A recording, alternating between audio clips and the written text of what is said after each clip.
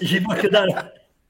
Bonsoir à tous, bonsoir à toutes, très heureux de vous retrouver pour le 3e numéro du Montpellier Sport Club, votre émission qui traite de tous les sports, du MHSC évidemment dans la première partie, mais de tous les sports de Montpellier. Ce soir, on fera un gros focus sur le ping, le tennis de table avec un invité de prestige, puisque Alexis Lebrun, l'un des deux frères Lebrun, l'actuel triple champion de France en titre de ping, sera avec nous à partir de 20h. On va se régaler avec lui, il nous fait la gentillesse, il est très demandé dans beaucoup de médias évidemment, vous vous en doutez. Alexis Lebrun sera avec nous à partir de 20h. On a avancé l'horaire ce soir, horaire spécial, 19h, 21h pour ce Montpellier Sport Club, avec, vous les voyez à l'écran, mes deux compères du soir, Benjamin Psaume, notre consultant, l'un de nos consultants foot et sport dans le Montpellier Sport Club. Salut Benji. Salut Bertrand, salut à tous. Et Jean-Bernard Stern, le retour de Jean-Bernard Stern, ça fait longtemps qu'on l'avait vu, on est heureux de le voir, il est toujours aussi beau. Jean-Bernard Stern est avec nous ce soir en direct de la Grande Motte. On est dans le salon ou dans la cuisine de Jean-Bernard Stern. On peut dire dans le salon et en même temps dans la cuisine. Bonsoir Bertrand, bonsoir Benji, bonsoir à tous et heureux de vous retrouver. Mais bon, on n'avait pas perdu le contact. On apprend donc que JB Stern vit dans un mono-local où il y a tout à portée de main, la salle de bain, les toilettes, la cuisine, la voilà poêle. Derrière. En fait, c'est une caravane, quoi. Je suis un petit peu le TJ Savanier du Montpellier Sport Club. Ça commence fort. Il y a Aviateur Sumo qui nous rejoint. Il y a Lucas également. Salut Lucas, bonsoir à toi. Salut Aviateur. On a du monde évidemment qui va nous rejoindre durant cette émission. On aura un deuxième invité qui sera là en réalité en premier. J'ai parlé d'Alexis Lebrun. On aura aussi Jean-Baptiste Durand, le cinéaste préféré de la paillade du Montpellier Hérault, évidemment césarisé l'an dernier pour Chien de la Casse. C'était un film, c'est toujours un film absolument fantastique. J'ai adoré, avec notamment Quenard, qui est un grand acteur qui s'est révélé depuis quelques années et qui, Jean-Baptiste Durand, n'est pas seulement réalisateur puisqu'il est aussi acteur. Il était dans Miséricorde de Guy Rodi récemment avec Catherine Fro parmi les acteurs et actrices de ce film-là. Il était au César justement vendredi soir. Il était nommé 8 fois avec ce film Miséricorde que j'ai regardé cet après-midi et il a été très bon. Alors voilà, il est très bon aussi comme réalisateur mais également en tant qu'acteur. Il y a Baptiste qui nous rejoint, toujours autant bronzé, monsieur Stern. Julien également, hello à tous, le défouloir du mercredi soir. Cédric également, 1974, la paillade qui nous dit JB Durand, un vrai pailladin. Ouais, on va parler paillade évidemment avec lui, cinéma. Lui, pour le coup, il n'en fait pas du cinéma sur le terrain, pas comme certains. On en parlera aussi dans cette... première demi-heure. Jean-Baptiste Durand donc et Alexis Lebrun. Montpellier, on va d'abord débriefer, messieurs, la 24e journée de Ligue 1. C'était face à Rennes à la Mosson ce week-end. Ça s'est très mal passé. Le MHSC humilié, 4-0. La paillade est toujours dernière du championnat, avec 5 unités désormais de retard sur le barragiste, la fameuse place de barragiste que certains continuent évidemment de convoiter, mais on en parlera là aussi. Plus grand monde n'y croit après cette 24e journée. Jean-Bernard, je vais commencer avec toi, puisque ça fait longtemps qu'on t'a pas entendu. Jean-Bernard Stern, qu'on peut rebaptiser Jean-Neymar Stern, parce qu'il en a ras la casquette. Excellent ça. Oh, mais Neymar, mais non, mais Jean-Neymar, comme le Brésilien, comme l'ancien Parisien. Eh ben, on va voir en fonction de ta prestation, vas-y. Oui, non, qu'est-ce que j'en pense? De toute façon, il est clair qu'on ne va rien dire de nouveau par rapport à ce que vous avez dit les deux précédentes émissions. Moi, je trouve qu'il y a vraiment un décalage entre la théorie et la pratique. La théorie, c'est ce que nous dit Jean-Louis Gasset, mais il est dans son rôle, il ne pouvait pas dire autrement lorsque vous l'avez reçu, et qu'il dit depuis à chaque match, avant chaque match, il répète toujours la même chose. Voilà, j'essaie de convaincre effectivement les joueurs que mathématiquement, rien n'est fait encore, et il a raison. Parce que quand on regarde le classement, on s'aperçoit, tu l'as dit, qu'il y a 5 points d'écart. 5 points d'écart avec le barragiste. Donc, c'est rien. Sauf que cette équipe, par rapport à ce qu'elle nous montre, si tu veux, depuis des semaines et depuis des mois, on se dit qu'il y a un gouffre entre elle et le premier barragiste. Et chaque semaine, on espère, si tu veux, que cette équipe va réagir, que les cadres vont réagir, mais ce n'est absolument pas le cas. Et contre Rennes, alors, on va me dire que la première mi-temps était meilleure que les autres mi-temps, que les autres matchs. On va me dire qu'il y a eu 2 buts marqués sur hors-jeu. Mais enfin, ils sont hors-jeu. Moi, j'ai revu les images. Le hors-jeu fait partie du football. Donc, il n'y a rien à dire. Donc, Montpellier n'a pas marqué. Et surtout, il en a pris 4. Donc, qu'est-ce qu'on peut espérer de cette équipe qui prend but sur but et qui, à chaque match, ne nous donne aucune raison d'espérer. Mais aucune raison d'espérer. Alors, moi, je plains Jean-Louis Gasset et Ghislain Printemps parce qu'ils ont récupéré une équipe, si tu veux, complètement amorphe, physiquement à la rue, mentalement à la rue. Et je voudrais dire d'ailleurs que ça dédouane un petit peu Michel Derzakarian, qui finalement... Bon, ça dédouane tous les entraîneurs qui sont passés. Non, mais bien sûr, mais surtout Michel Derzakarian qui a été viré parce que ça n'allait pas, il n'atteignait pas les objectifs, et finalement on s'aperçoit que Jean-Louis Gasset ne fait pas mieux. Et ces entraîneurs-là ne doivent pas, à mon avis, être mis en cause. Ce sont les joueurs qui doivent être mis en cause, pas eux. Bon, entrée en matière de JB Stern ce soir, je le rejoins quand même grandement. Mathématiquement, les carottes ne sont pas cuites, messieurs, peut-être dans la cuisine de JB Stern, mais honnêtement, les supporters y croient de moins en moins, et nous avec supporters qui ont quitté le stade pour partie. Benji, tu l'as vu, après la 74e, la minute à Loulou, évidemment, qui est respectée, celle-ci, mais qui ont quitté le stade pour partie de la Mosson après la 74e, et supporters auxquels Benjamin Lecomte, la scène m'a frappé, a dû demander de se calmer. Il a fait le geste comme ça en se retournant derrière son but, vers la butte, justement, et il a demandé de se calmer, d'arrêter, je sais pas, les moqueries ou les sifflets. C'était quand même une image pas anodine qui a été prise par les caméras. Je crois que c'était sur un corner ou après ou avant un 6 mètres. En tout cas, on a vu ça. Et ça traduit quand même une cassure aujourd'hui avec les supporters. La butte a été très patiente. On l'a dit pendant des mois, y compris les saisons précédentes. La butte a fait preuve d'une patience remarquable, a toujours poussé derrière l'équipe, parfois l'a piqué, à juste titre évidemment, mais aujourd'hui on sent que plus grand monde n'y croit. C'est exactement ça, Bébert. Le climat est catastrophique. Sur ce match-là, on peut y revenir dessus, même si JB veut pas l'entendre. Écoute, moi, j'ai vu quelques trucs que j'avais pas vu ces derniers temps sur la première mi-temps. J'ai vu un petit peu d'agressivité. On a réussi à mettre en danger cette équipe de Rennes. Les buts refusés, bien évidemment, comme tu dis, sont refusables.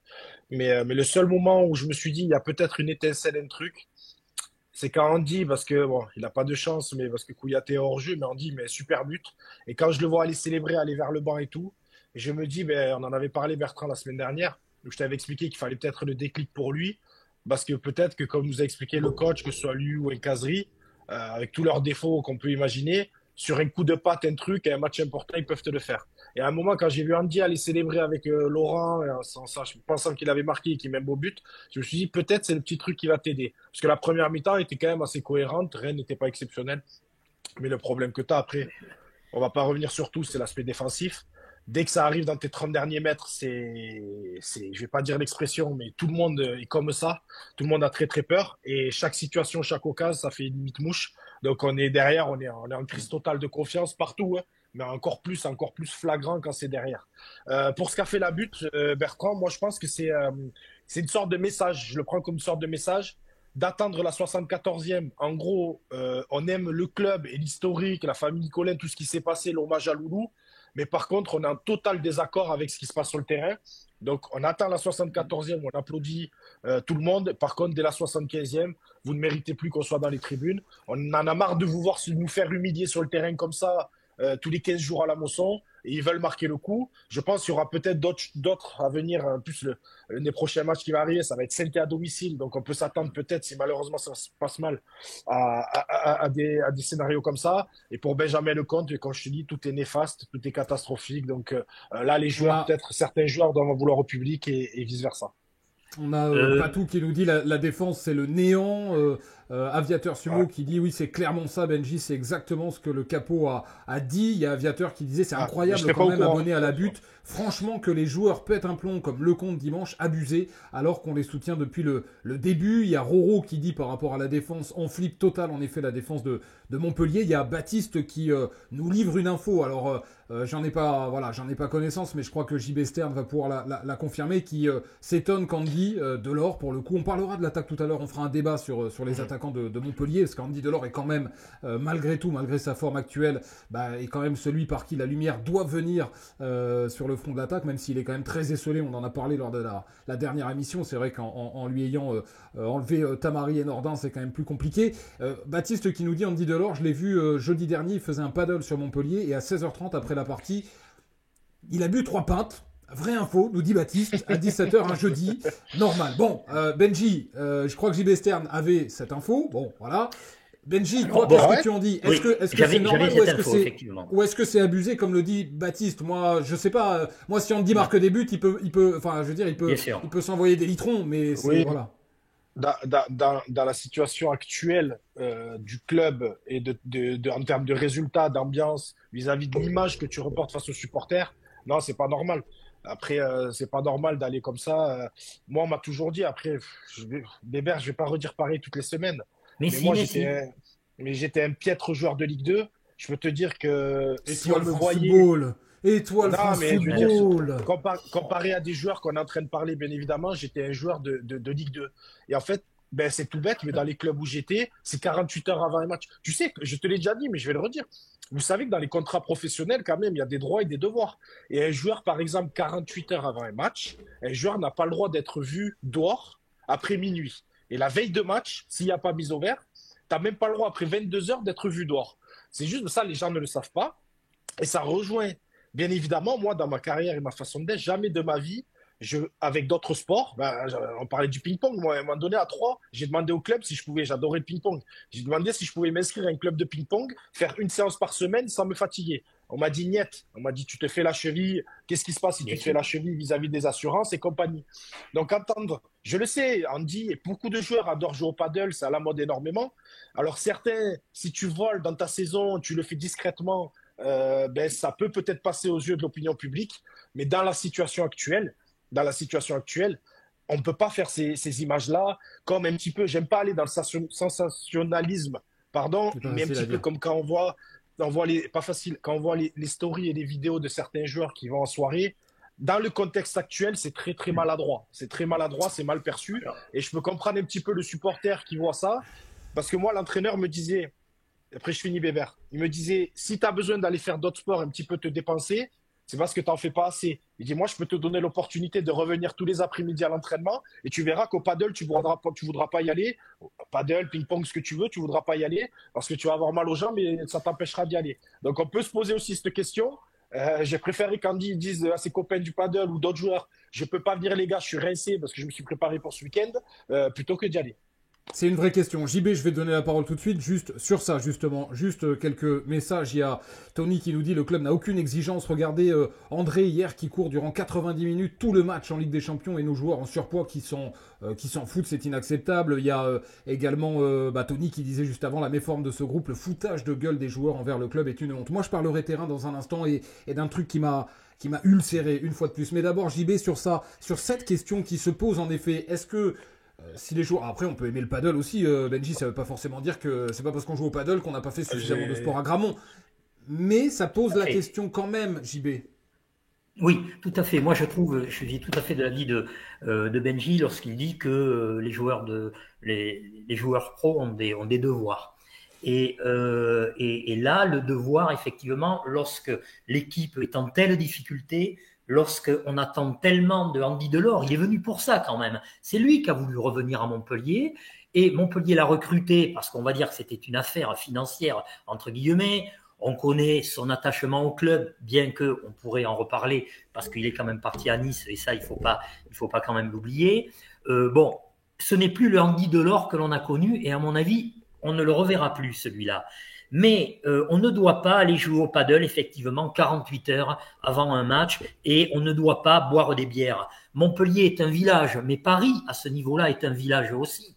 Si vous voyez un joueur professionnel dans un endroit, le bouche à oreille fonctionne et tout le monde le sait. Donc il faut faire profil bas, il faut s'entraîner et ne pas effectivement, peut-être, c'est bête à dire, mais jouer au paddle ou au tennis, rigoler avec les copains et tout ça. Parce que ça, les supporters ne le supportent pas. Quand ça marche, on accepte tout. Lorsque ça ne marche pas, on n'accepte rien de leur part.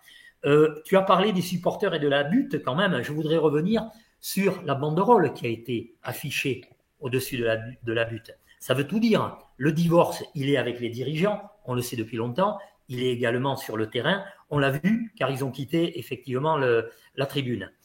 Avant le match quand même, quand les joueurs voient ça, ils doivent prendre conscience de la gravité de la situation parce que visiblement, ils sont pas au courant de la gravité. Est-ce qu'ils sont au courant des reclassements qu'il y a dans le club, des licenciements qu'il va y avoir à la fin de la saison? Donc, qu'est-ce qu'ils ont mis, les supporters? Laxisme, copinage, incompétence. Ce n'est pas la Ligue 2 qui nous attend, c'est le national. Donc, ça veut dire que si tu descends en Ligue 2, à mon avis, tu vas y rester, que ça fera l'objet peut-être d'une émission dans le futur, hein, Bertrand. Que faire en Ligue 2 et avec qui? Parce que quand tu descends en Ligue 2, tu as les deux pieds dedans, tu restes, moi je te le dis. Voilà. Et quand les supporters parlent de national, ils se disent attention, si on va en Ligue 2, on est menacé de descendre en national. Donc vraiment, tu vois, les supporters ne se font plus d'illusions. Moi, je m'en fais parce que Jean-Louis Gasset, si tu veux, a dit l'autre jour, tant qu'il y a une lueur d'espoir, il faut y croire. Moi, je pense sincèrement que la lueur, il faut s'en servir pour brûler un cierge à la cathédrale Saint-Roch à Montpellier. Hein, parce qu'il n'y a que comme ça qu'on peut s'en sortir. Hein. Mais enfin, voilà. Voilà. Delors, est-ce qu'il a commis une faute? Non, ce n'est pas une faute. Il a commis un petit impair. On a Julien là qui nous dit plutôt que de prendre le poste, Monsieur Gasset aurait dû expliquer au fils de son pote, de son ami, donc à Laurent Nicolin, que Derzakarian était la meilleure solution et qu'il fallait virer certains cadres qui ne méritaient pas, à ses yeux, de porter le maillot de Montpellier. Ce comportement aurait été honnête. C'est vrai qu'on l'a dit déjà, les entraîneurs se suivent et en fait, on en revient à un constat qui désormais est quand même celui de tous, c'est que il y a 3-4 ans en arrière, les alertes avaient été données, les signaux d'alarme avaient été tirés et que finalement le constat qu'avait fait très tôt Olivier Dalloglio après le départ de Michel Derzakarian avant son retour était le bon et on est tous d'accord sur ça aujourd'hui. Moi, il y a un truc qui m'a encore ulcéré sur ce match face à Rennes.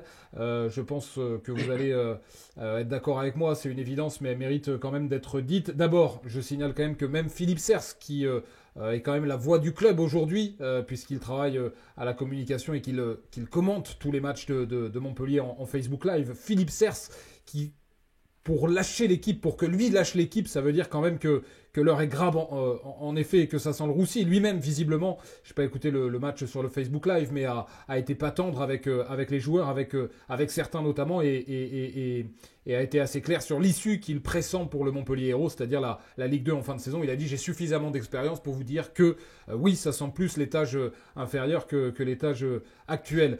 Moi, ce qui m'a ulcéré sur ce match-là, mais comme sur d'autres et comme globalement avec certains dans ce groupe, et je fais le distinguo vraiment entre les cadres, les jeunes, les pièces rapportées, c'est-à-dire des garçons comme Omer Hadji qui sont arrivés en cours de route, qui n'ont pas été formés ici, qui sont pas tout à fait des cadres quand ils arrivent, mais qui sont des garçons qui se battent pour le coup. Moi, je mets Kouyaté dedans et je vais partir de ce constat. Kouyaté sur le but. Je crois que je sais plus si c'est le premier, il me semble que c'est le premier, où il s'arrache 3 fois sur l'ouverture du score du Stade Rennais, dans sa surface de réparation. Il a autour de lui des garçons qui sont spectateurs. Il a Jordan Ferry qui est spectateur. Il a des garçons en défense avec lui qui sont spectateurs. Et moi, qu'il soit jeune, qu'il soit expérimenté, ça me rend malade, je vous le dis franchement, de voir un truc pareil, parce que ces garçons-là, ça veut dire qu'ils ne démarrent pas le match et ils ne le jouent pas comme si c'était le match de leur vie, comme si la survie du club en dépendait. Ils ont leur considération, ils ont leur ego, ils ont leur orgueil mal placé, ils ont ce qu'ils veulent.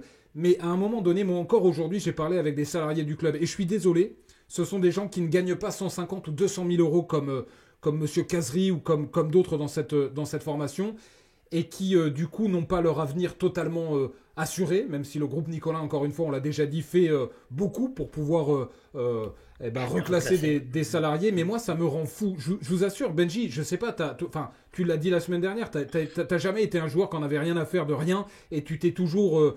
t'étais peut-être pas le meilleur joueur du monde, t'étais peut-être pas Lionel Messi, mais t'as toujours donné ce que t'avais à donner, et t'as toujours respecté le maillot que tu portais. Moi, ça me rend fou, je vous assure, ça me rend fou de voir des touristes sur le terrain et de voir des garçons qui à la fin nous disent on va travailler, on va continuer, on va retourner à Gramont, et qui nous servent les mêmes discours toutes les semaines. Ces mêmes garçons qui ont toujours refusé d'assumer quand un Maxime Estève, lui, allait sur le front face à Strasbourg et assumer la débâcle de Montpellier alors qu'il avait 20 ou 21 ans ou 19 ans, Maxime Estève, et des garçons qu'on voyait passer en zone mixte et qui n'assumaient rien parce qu'on les connaît, ce sont les mêmes depuis 2 ou 3 ans et qui viennent vous embrouiller ensuite en zone mixte parce que vous avez eu le malheur de dire des vérités dans une émission, que ce soit à la radio ou à la télé. Et dans ces garçons-là, il y a un certain Jordan Ferry, mais de toute façon, on les connaît aujourd'hui. Ce sont les garçons que cible désormais Laurent Nicolin quand il dit on n'a pas réussi à se débarrasser des indésirables. Ce sont les Cazeries, ce sont les Ferry. Alors Laurent Nicolin, il va pas les nommer évidemment parce qu'il y a une saison, parce que mathématiquement ça n'est pas joué pour le moment. Donc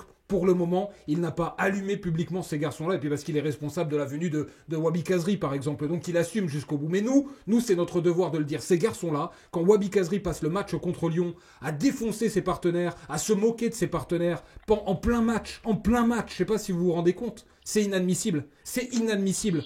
Quand d'autres, dans cet effectif, ça se voit sur le terrain, ne sont pas à 200% pour défendre, rentrer dans leur surface de réparation parce que ces garçons-là, ça court depuis le milieu de terrain quand il y a une contre-attaque et ça s'arrête aux 18 mètres. Et ça, c'est spectateurs, comme j'ai été spectateur de Miséricorde cet après-midi, et ben c'est spectateur de la situation. Moi, ça me rend fou. Et ensuite, ça va taper sur les jeunes, ça va taper sur des gamins. Mais c'est pas à des gamins de régler la situation aujourd'hui.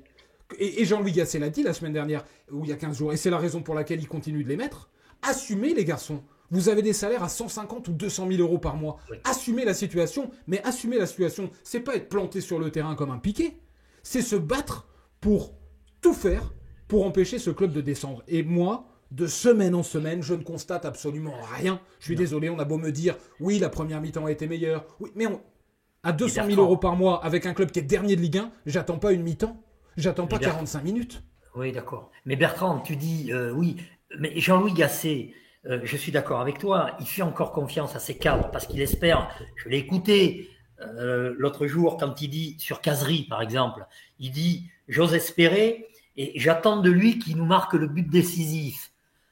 C'est quand même risqué, hein, comme pari. Mais il met qui pour remplacer Savanier? Il met qui pour remplacer Ferry? Il met qui pour remplacer des joueurs cadres? Il n'y a rien.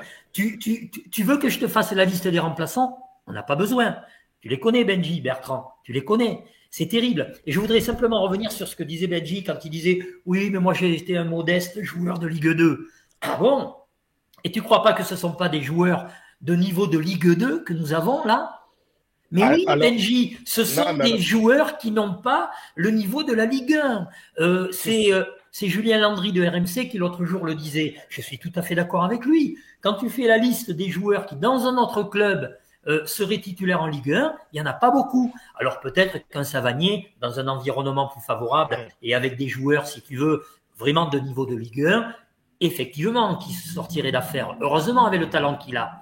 Mais là, le TJ Savanier aujourd'hui, si tu veux, je suis désolé, mais c'est limite une escroquerie dans ce. Et ça fait. C'est pas d'hier que je dis ça, moi, Bertrand. Hein. Et Dieu sait si je me suis fait taper sur les doigts sur les réseaux sociaux. Mais c'est quand même une escroquerie. Tu te fais pas taper sur les doigts puisqu'il y a Nous Foriav là qui nous dit sur le chat du Montpellier Sport Club ce soir, JB, je pense qu'il parle de toi ou alors il parle de Jean-Baptiste Durand. Jean-Baptiste Durand, parce qu'on sera 2 JB ce soir. Il dit le GOT ce soir avec un c'est pas toi, il y a Baptiste qui nous dit en tout cas JB a un joli polo, il fait de la figuration en tant que conducteur de la TAM. C'est une chemise. Sans doute. Chemise, c'est une chemise. C'est gratuit. Il y a Tony également qui nous dit, il faudra poser la question à Monsieur Gasset qui a quasi coulé le club en 3 passages. Il fait tout ce que Derzakarian avait entamé, à savoir la mise à l'écart des certains cadres. C'est vrai que Michel Derzakarian avait piqué les cadres à une période. Il avait mis Jordan Ferry sur le banc, il avait mis Lecomte sur le banc, il avait donné les clés à Berthaud. Mais est-ce que... Attendez, la question c'est est-ce que Michel Derzakarian, par rapport à ce que dit Tony, aurait continué de le faire toute la saison? J'en suis pas certain, je sais pas. C'était pour les piquer à un moment donné. Là... Jean-Louis Gasset, je ne sais pas si on peut le comparer à Michel Derzakarian, les deux périodes sont différentes, mais j'entends ce que veut dire Tony, il dit aussi on fait toujours la même chose, il propose rien, on a des jeunes, autant tenter quelque chose, il met Meïté qu'il a choisi aux dépens de Mwanga qui a montré plus de choses, copinage, aucune remise en question, la dent dure de Tony, évidemment, mais j'avais la dent dure aussi il y a quelques instants. Il y a Julien qui dit aussi un club qui, au moment de recruter, préfère le copinage à la compétence, quel que soit le poste. La relégation permettra cette remise en cause, je l'espère. Tony sur Meïté aussi. Julien qui dit Bertrand président. Bah écoutez, je vais faire comme ça, Hélène, je vais me lancer en politique. Patou qui dit Patou qui dit les Bleus n'ont pas d'honneur, ils s'en foutent. Les joueurs n'ont pas d'honneur, ils s'en foutent. Et Tony qui dit mais Bertrand, apparemment, Laurent Nicolin a gueulé dans le vestiaire, mais qui a renouvelé ses cadres et augmenté leur salaire depuis 3 ans, alors qu'on disait déjà que les cadres étaient défaillants. Bah, c'est sûr que Laurent Nicolin, je le sais aujourd'hui, s'en mord les doigts. Mais voilà, c'est comme ça, c'est fait. C'est malheureux, mais c'est comme ça, c'est fait. Bah, tous les messages sont unanimes. Après, Bertrand, il y a énormément de choses, mais c'est vrai que moi, je pense pas que ce soit Gasset, parce que je le vois passer aussi que Gasset prend quelques tirs. C'est pas possible d'avoir 3-4 coachs qui te disent les mêmes choses depuis des années. 3-4 coachs différents qui disent les mêmes choses et incriminer là Gasset. Comme j'ai dit, Gasset, c'est du bricolage. Honnêtement, Derzac, tu compares avec Derzac.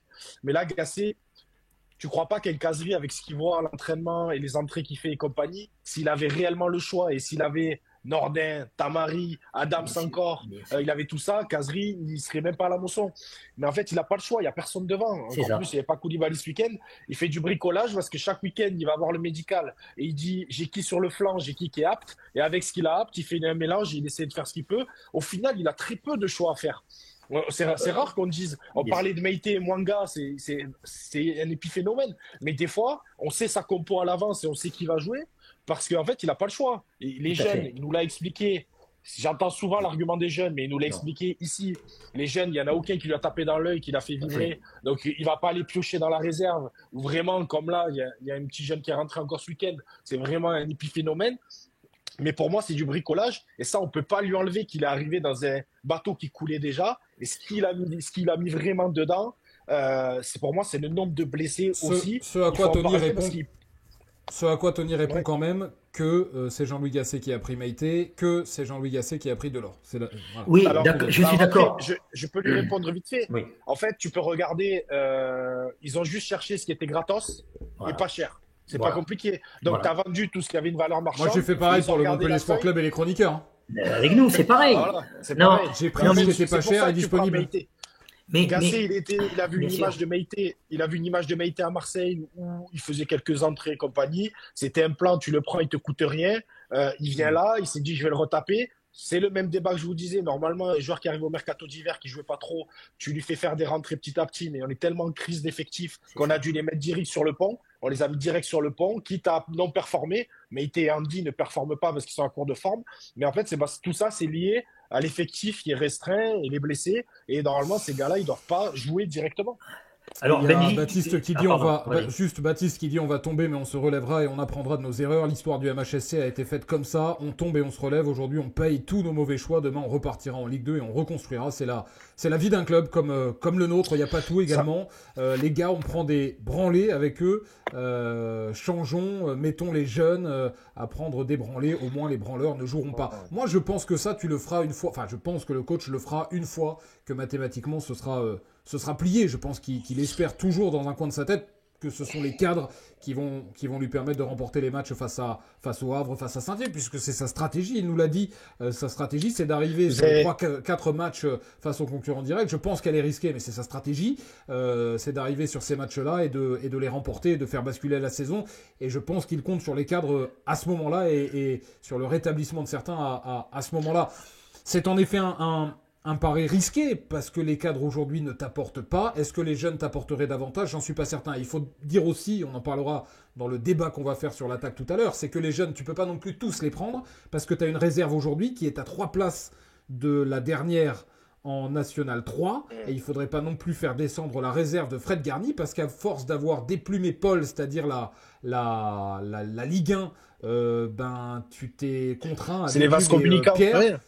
Et c'est compliqué aussi pour Fred Garny qui joue sans attaquant en réserve. Alors après, normalement dans un club, la priorité, c'est la première. Donc en fait, même s'il y a un gars qui plante en N3, il n'y a personne avec la première, ils vont aller avec la première. Ça, c'est la priorité des priorités.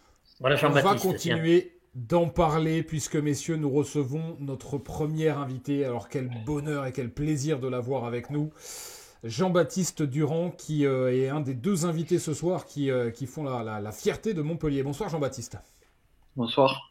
Bonsoir. On est heureux Salut, de voir que tout fonctionne Là, en plus avec Jean-Baptiste. En fait, Bertrand, pour comprendre, c'est comme si Jean-Bernard, il voyait son Léo Messi à lui. Ben voilà, c'est ça. Exactement C'est ça. comme si moi, tu me ramènes Léo Messi, c'est un peu pareil. Et tu sais qu'on a une petite histoire avec Jean-Baptiste. La dernière fois que Oula. l'on s'était vu, on était sur un plateau télé et je n'avais pas de voix, j'étais aphone. On aurait dit le père Fouras. Je lui posais des questions. J'étais alors, et ce César, comment ça s'est passé, tout ça. Et donc voilà. Donc finalement, Jean-Baptiste, j'ai une vraie voix. Ouais, je vois. C'était mieux à fond. Elle est pas très sexy, pas très jolie cette voix, mais elle a le mérite d'exister. Voilà, c'est comme ça. C'est vrai que ce soir c'est un petit peu star à domicile pour. C'est une émission dans les années 2000. C'est un peu star à domicile pour JB. On envoie, on fait venir Jean-Baptiste Durand dans le salon de Jean-Bernard Stern. C'est un petit peu son moment. Comme je dis, Bon, en Jean-Baptiste tant que... en tout cas. Jean-Baptiste Durand, réalisateur, acteur, auteur de Chien de la Casse, qui vous a révélé aux yeux du grand public l'an dernier. Vous avez été césarisé pour ce film, premier film. Vous avez aussi récemment joué, parce que vous êtes acteur dans Miséricorde, nommé 8 fois au César. C'est pas rien, évidemment, c'est déjà une très belle récompense. Et on est très heureux de vous avoir. Ce film, je le disais, je l'ai vu tout à l'heure avec Catherine Fro. Alors, j'étais déçu quand même, parce que je ne vais pas spoiler quand même pour ceux qui l'ont pas vu. Mais on peut dire quand même que vous n'êtes pas là tout le film. Ah ouais, je disparais au milieu, on va dire. Ouais, c'est ça. Et donc, bon, c'est ce qui m'a... Je suis resté un peu sur ma faim. Mais j'ai beaucoup aimé ce film de Alain Guiraudie, qui est un vrai beau film d'auteur. On parlait du Montpellier Hérault, on va évidemment continuer d'en parler avec vous. Qu'est-ce qui est le plus long d'abord, Jean-Baptiste? Est-ce que c'est la cérémonie des Césars où vous étiez vendredi soir ou un match de Montpellier en ce moment? Qu'est-ce qui est le plus long? C'est même un résumé de match, c'est long. Une fois, j'ai pas vu Montpellier-Rennes et ma santé mentale m'a remercié, mais je suis allé voir le résumé. Les 2 minutes 30 de résumé m'ont paru interminables. Ouais. Donc, ouais, non, c'est. On n'a pas face à nous. On n'a pas face à nous des. Il est raccord avec le. Oui. Avec quoi? Avec la saison. Moi, j'étais pas hyper fan de Spiritich, pour pas vous mentir. C'est vrai? Bah moi j'étais fan du bonhomme, c'était un mec... je connais le bonhomme, mais en tout cas l'attaquant, moi j'étais pas fan de l'attaquant. Non, bah, mais de quel attaquant on peut être fan de toute façon depuis... De quel attaquant on peut être fan sous le maillot de Montpellier? Non, mais sous le maillot de Montpellier. Jean-Baptiste, t'as été fan de Andy Delors, j'imagine, à la grande époque. Bah, toujours, moi pareil, j'aime le bonhomme. Après voilà... On fait pas du neuf avec de l'ancien, quoi, il faut le dire. Ce sont des formules toutes faites, mais c'est tellement vrai, là, depuis 3 matchs. Depuis 3 matchs, depuis plusieurs saisons, on recrute des anciens en espérant qu'ils aient le niveau d'antan. Mais on peut parler de Mamadou Sakho, de Wabi Kazri et j'en passe. Même il a fait ce qu'il a pu, mais même Gassé, ils l'ont sorti de la retraite pour... Oui. Mais alors là, moi je suis pas tout à fait d'accord avec toi par rapport à Gassé, si tu veux, parce que il fallait trouver une solution, parce que la situation, c'était une situation d'urgence. Moi, je pense que certains supporters sont quand même sévères avec Jean-Louis Gassé, parce que quand on regarde le palmarès de ce type en tant qu'entraîneur, quand même, un type qui est capable d'entraîner de grands joueurs et qui n'a pas entraîné que des grands joueurs, si tu veux, qui est je veux dire, quand les joueurs parlent de Jean-Louis, ils lui trouvent vraiment des qualités humaines et techniques. Si, on ne peut pas le nier. Là, je vais te dire, tu ne peux pas faire de miracle avec l'équipe que tu as. Ce n'est pas possible. Derzakaria, on n'en a pas fait. Dalogli, on n'en a pas fait. Voilà. Non, mais après, comme j'ai dit, il a fait ce qu'il a pu, mais il n'y a aucun miracle possible avec l'équipe. Et même, je pense que c'est un truc global. On va pas tirer sur l'équipe ni sur l'entraîneur, mais je pense que ça vient c'est plus profond que ça. Pour moi, ça date du départ de Delors et de Laborde. À partir de cette trahison entre guillemets d'Andy Delors, pour moi, c'est là que ça a commencé. Dalogli, je pense pas que ce soit un mauvais entraîneur non plus. En fait, on n'a pas eu de mauvais. Je pense pas qu'on ait eu de mauvais entraîneur. Derzakarian, il est très bon. Mais là, on a filé un cadeau empoisonné à Gassé, et même s'il est très bon, on parlait d'anciens, ils sortent quand même un mec de la retraite pour les sauver. Ça montre aussi le carnet d'adresses qui est prêt à venir sauver Montpellier Hérault, quoi. Oui, mais c'est le problème de Montpellier, ils se reproduisent entre eux, Bertrand. La cité, la qualité, c'est le défaut. Ça toujours. Exactement, c'est le revers de la médaille. J'ai toujours pensé ça, en effet. C'est ce qui fait le charme de Montpellier, c'est ce qui fait aussi le drame qu'on connaît actuellement. Benji? Après, sur Gasset, la seule question qui interroge, on en a déjà parlé, c'est un entraîneur, il a besoin d'avoir l'adhésion de son vestiaire. Et on en a assez parlé quand il est venu ici. Il nous a expliqué tous ses principes de jeu, tout son envie, son truc. Et le week-end, on ne le voit pas. Donc le problème, c'est qu'on ne peut même pas parler de qualité ou de compétence ou de non-compétence du coach. C'est est-ce que son vestiaire l'écoute? Je pense qu'on est tous unanimes pour dire que non, parce qu'avant le match, je pense qu'il ne dit pas à l'équipe de faire 6-7 bornes de moins que l'adversaire. Il ne dit pas à ses défenseurs de regarder Seko Fofana mettre un enroulé. Mais en fait, le plus important, on parle de qualité d'entraîneur. Mais la première chose que doit avoir un entraîneur, c'est l'adhésion de son vestiaire et de son groupe. Et malheureusement, ça, il n'a pas. Et il ne peut pas montrer ce qu'il sait faire, montrer ses trucs si personne l'écoute. Parce que j'ai l'impression, moi, que les joueurs, ils n'en ont rien à foutre quand Gasset parle. J'ai l'impression qu'ils n'en ont rien à foutre. Moi, sinon, ils ne nous pondraient pas ça le week-end. Non, ils font toujours la sourde oreille, c'est évident. Jean-Baptiste, est-ce que tu as l'impression suffisamment, parce que j'en parlais, j'ai poussé un petit coup de gueule il y a quelques instants sur ça, de voir sur le terrain des chiens de la casse, justement, depuis le début de saison, ou est-ce que tu regrettes au contraire qu'il ne le soit pas assez? Ah non, on voit pas du tout de chiens de la casse sur le terrain. Après, il y a eu quand même des sursauts où pendant les 15 points. Je ne vais pas prendre le discours des joueurs, mais quand il dit on joue de malchance, c'est vrai que. Mais après, la chance, ça se provoque. Mais c'est vrai que de temps en temps, sur certains matchs, il y a eu les 30 premières minutes ou une première mi-temps où ils ont l'esprit paillade. Mais bon, moi, j'ai l'impression, pour venir au stade depuis les années 2000, que l'esprit paillade, on le voyait souvent au fur et à mesure du match. Et à partir de la 75e, généralement, dans les années 2000-2010, c'était de la folie à tous les matchs, quel que soit le classement. Alors que là, j'ai l'impression que l'esprit paillade, il est sur les 5 premières minutes, voire les 15 premières. Et après, ça décline. Mais j'ai l'impression qu'il y a une espèce d'envie. Mais globalement, c'est chaud. C'est vraiment bizarre. Il faut arrêter avec l'esprit paillade. Je veux dire, mais c'est vrai, quoi. Je veux dire, le monde change et le monde en ballon évolue. Et l'esprit paillade, tu vas plus le retrouver. L'esprit paillade, c'est quoi? L'esprit paillade, c'est l'époque de Louis Nicolin. Mais l'époque de Louis Nicolin n'existe plus. Il faut passer à autre chose. On passe à autre chose, Bertrand, avec la recherche. Oui. C'est ce que dit Sous les Dieux là sur le chat. Il dit l'esprit paillade est malheureusement. Enfin, j'ajoute malheureusement parce que je pense que c'est le sens de son message aussi. Avec Loulou, il y a pas tout qui dit l'esprit paillade, c'est fini. C'est vrai qu'il y a beaucoup de supporters qui n'ont plus d'illusions sur cet esprit paillade. On parlera de l'attaque tout à l'heure. Je dis ça à Sous les Dieux là qui est sur le chat puisqu'il nous dit pourquoi pas ne pas jouer l'attaque à fond. On en parlera tout à l'heure. Il parlait du système sur lequel il est critique la défense à 5. On fera un débat tout à l'heure sur ça. Il y a Julien également qui dit l'esprit paillade en 91 Coupe d'Europe contre le PSV à la Mosson. J'y étais, j'avais 9 ans. Est-ce que tu étais à la Mosson à ce moment-là? Jean-Baptiste? Je n'étais même pas dans la région en 91, je suis arrivé en 98. Mais l'esprit paillade, attends, pour finir ça, pour moi, il est raccord au football moderne. Quand on voit ce que fait Brest, ils ont eu un esprit breton avec des joueurs de qualité globalement de milieu de classement. Ils ont réussi à faire un exploit en écoutant le coach et en se mobilisant et en ayant le mort à chaque. Ce qu'ils font en Ligue des Champions, ils nous prouvent que l'esprit paillade, si on l'a, il existe, quoi. Donc non, si on l'injecte, moi je pense qu'un mec comme Jordan Ferry, il y a 2 ans, il avait à chaque match, c'était un chien, quoi. Oui, mais il n'a plus. Non, voilà, mais je veux dire, il existe et il est raccord au football moderne si on en prend soin. Mais Jean-Baptiste, avec les joueurs, avec le niveau qu'ont les joueurs actuellement, le niveau physique et le niveau mental, et on pourra en parler d'ailleurs, on peut plus réclamer cet esprit paillade. Et comme je te dis, tu le sais, le monde évolue. Je suis pas d'accord avec ça. JB, moi je suis pas d'accord avec ça. L'esprit paillade n'a rien à voir avec le niveau. L'esprit paillade, justement, c'est ce qui fait que quand tu n'as pas le niveau technique, tu es capable de te sublimer, de te transcender. Il faut avoir le niveau physique. Il faut avoir le niveau physique. On est bien d'accord. Surtout quand tu joues un maintien, JB. C'est pas la meilleure équipe qui se maintient. L'esprit paillade, on en aurait besoin maintenant. Et tu l'as pas. Et pourquoi tu l'as pas?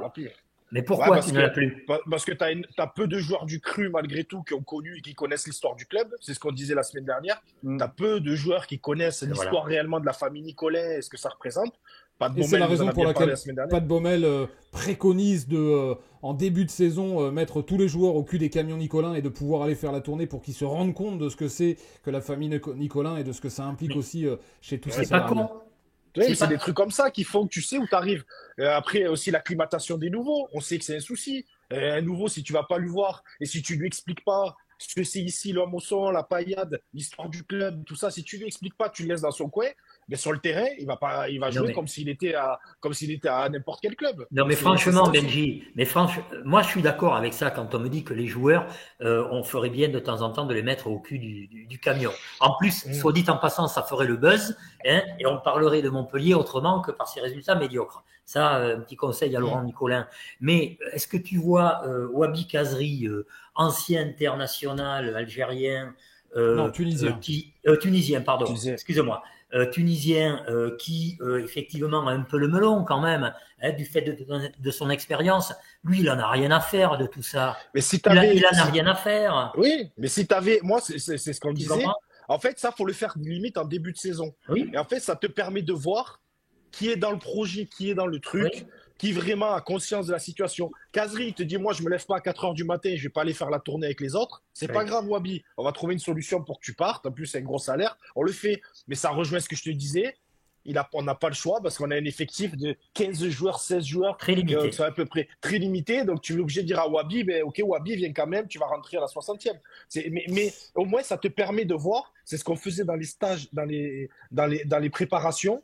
Il faisait exprès de faire des trucs, des activités de cohésion pour voir un petit peu dans un groupe, tu vois, les mecs qui ont envie de suivre, qui sont dans le projet, les mecs qui se mettent à l'écart. Tu vois un petit peu tout.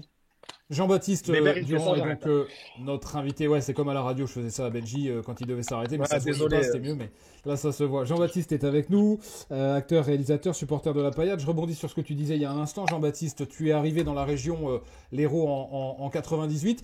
Est-ce que tu as souvenir de ton premier match à Montpellier? Quel a été le déclic, le virus?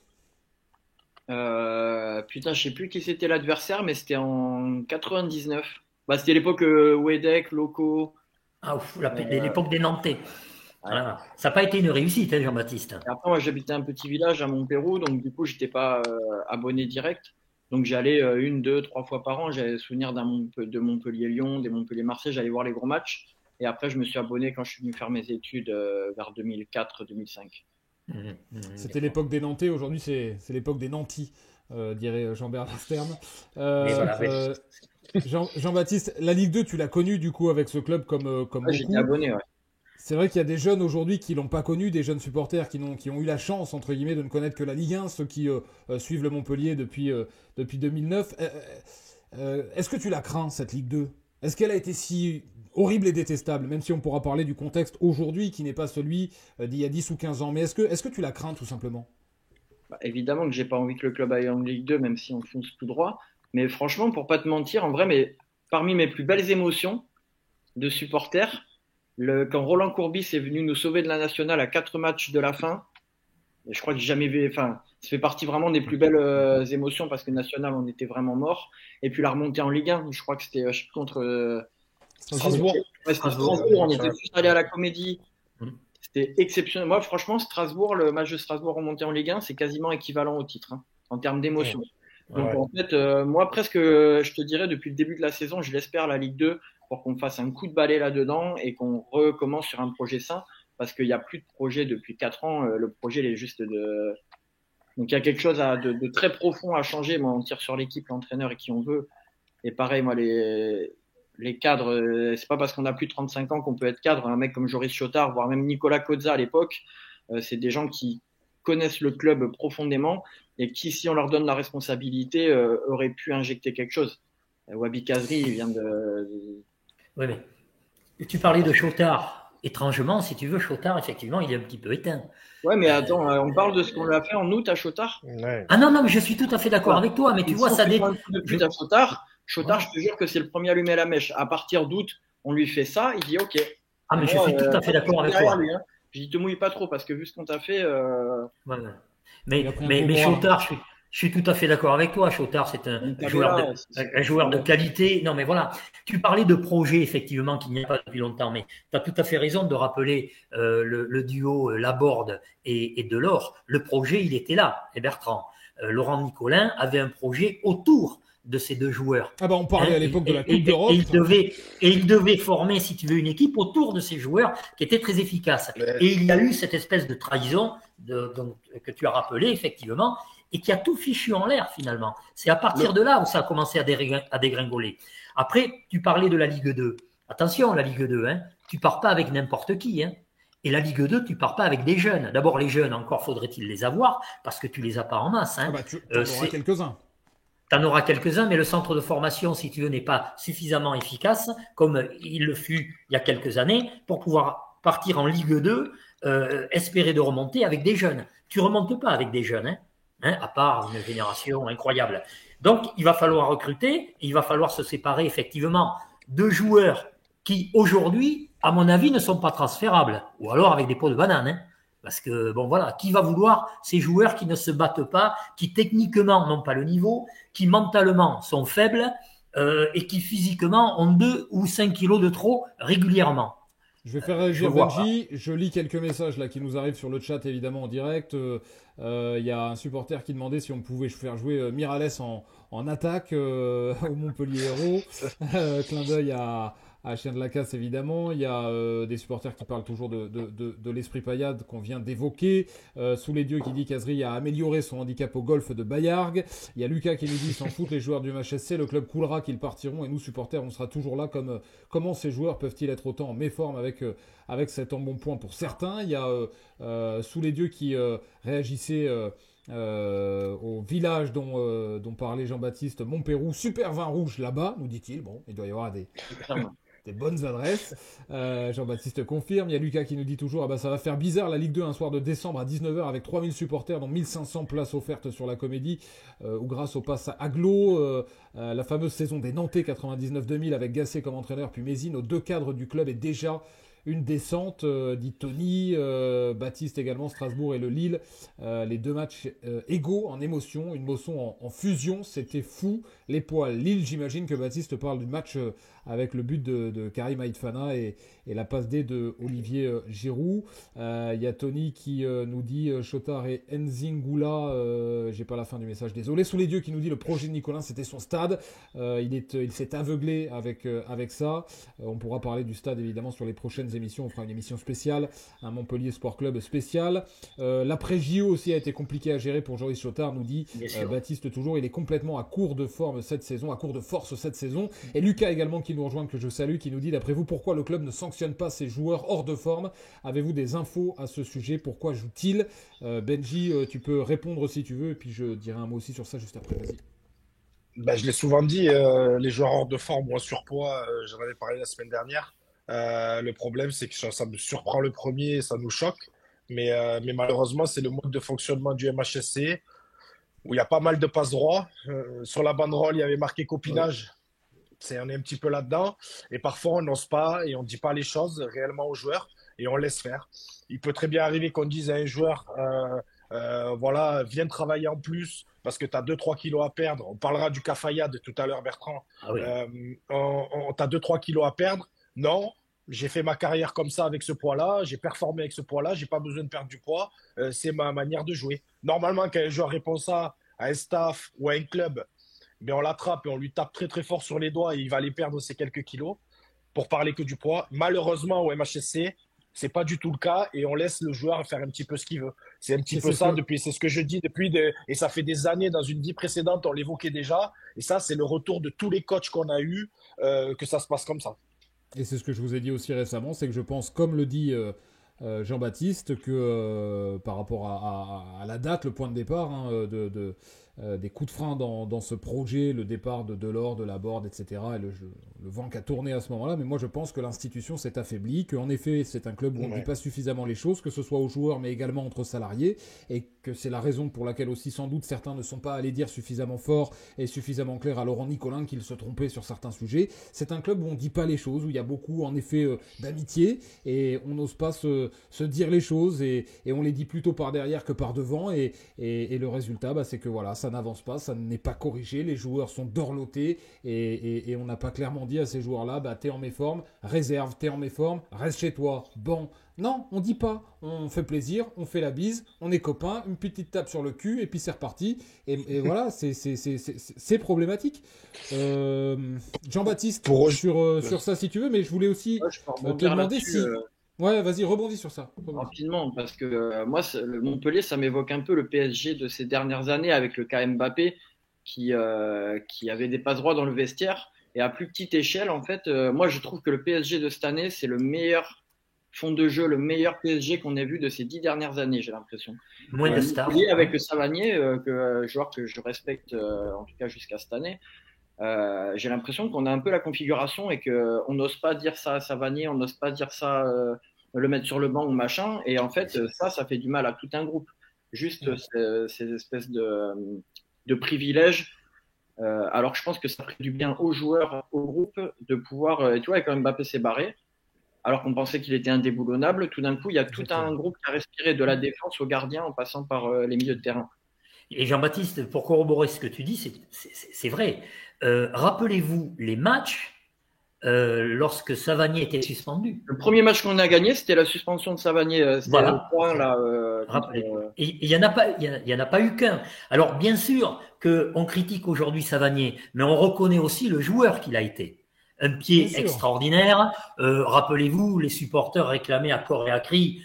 Moi, j'étais tout à fait contre ça. Rappelez-vous, il n'y a pas si longtemps, on disait l'équipe de France Savanier. Non, car pour être en équipe de France, il faut avoir un niveau vraiment supérieur régulièrement, ce que n'avait pas Savanier. Mais donc, quand il n'était pas à Montpellier, parce qu'il était suspendu, et il a été souvent suspendu, eh bien, Montpellier jouait mieux, et ça correspond à ce que tu dis par rapport à Mbappé, les joueurs étaient beaucoup plus libérés, ne passaient pas que par lui.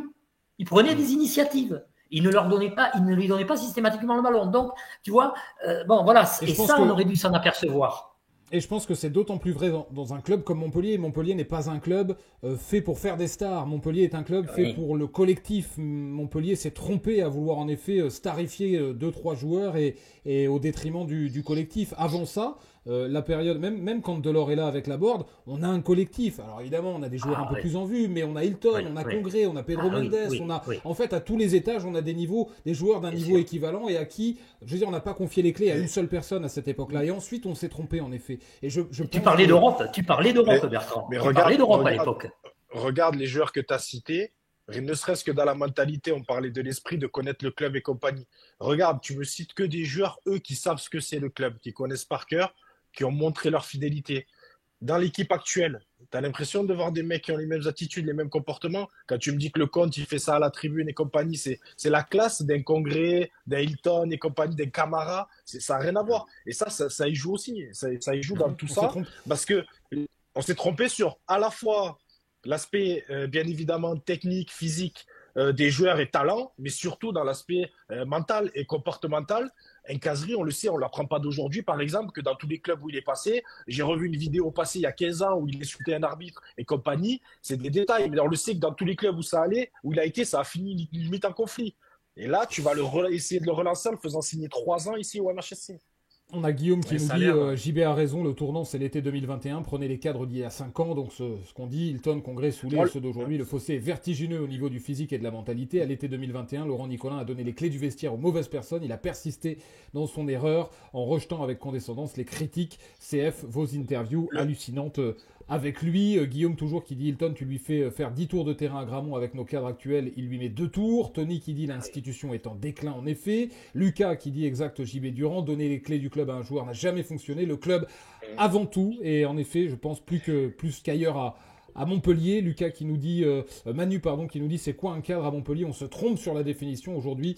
Un paquet de joueurs ne mérite pas ou plus ce statut. Voilà pour les quelques messages sages. Il y a Gengis Sarouda également qui nous rejoint. Salut à tous, salut à toi Gengis. Allez, la paillade.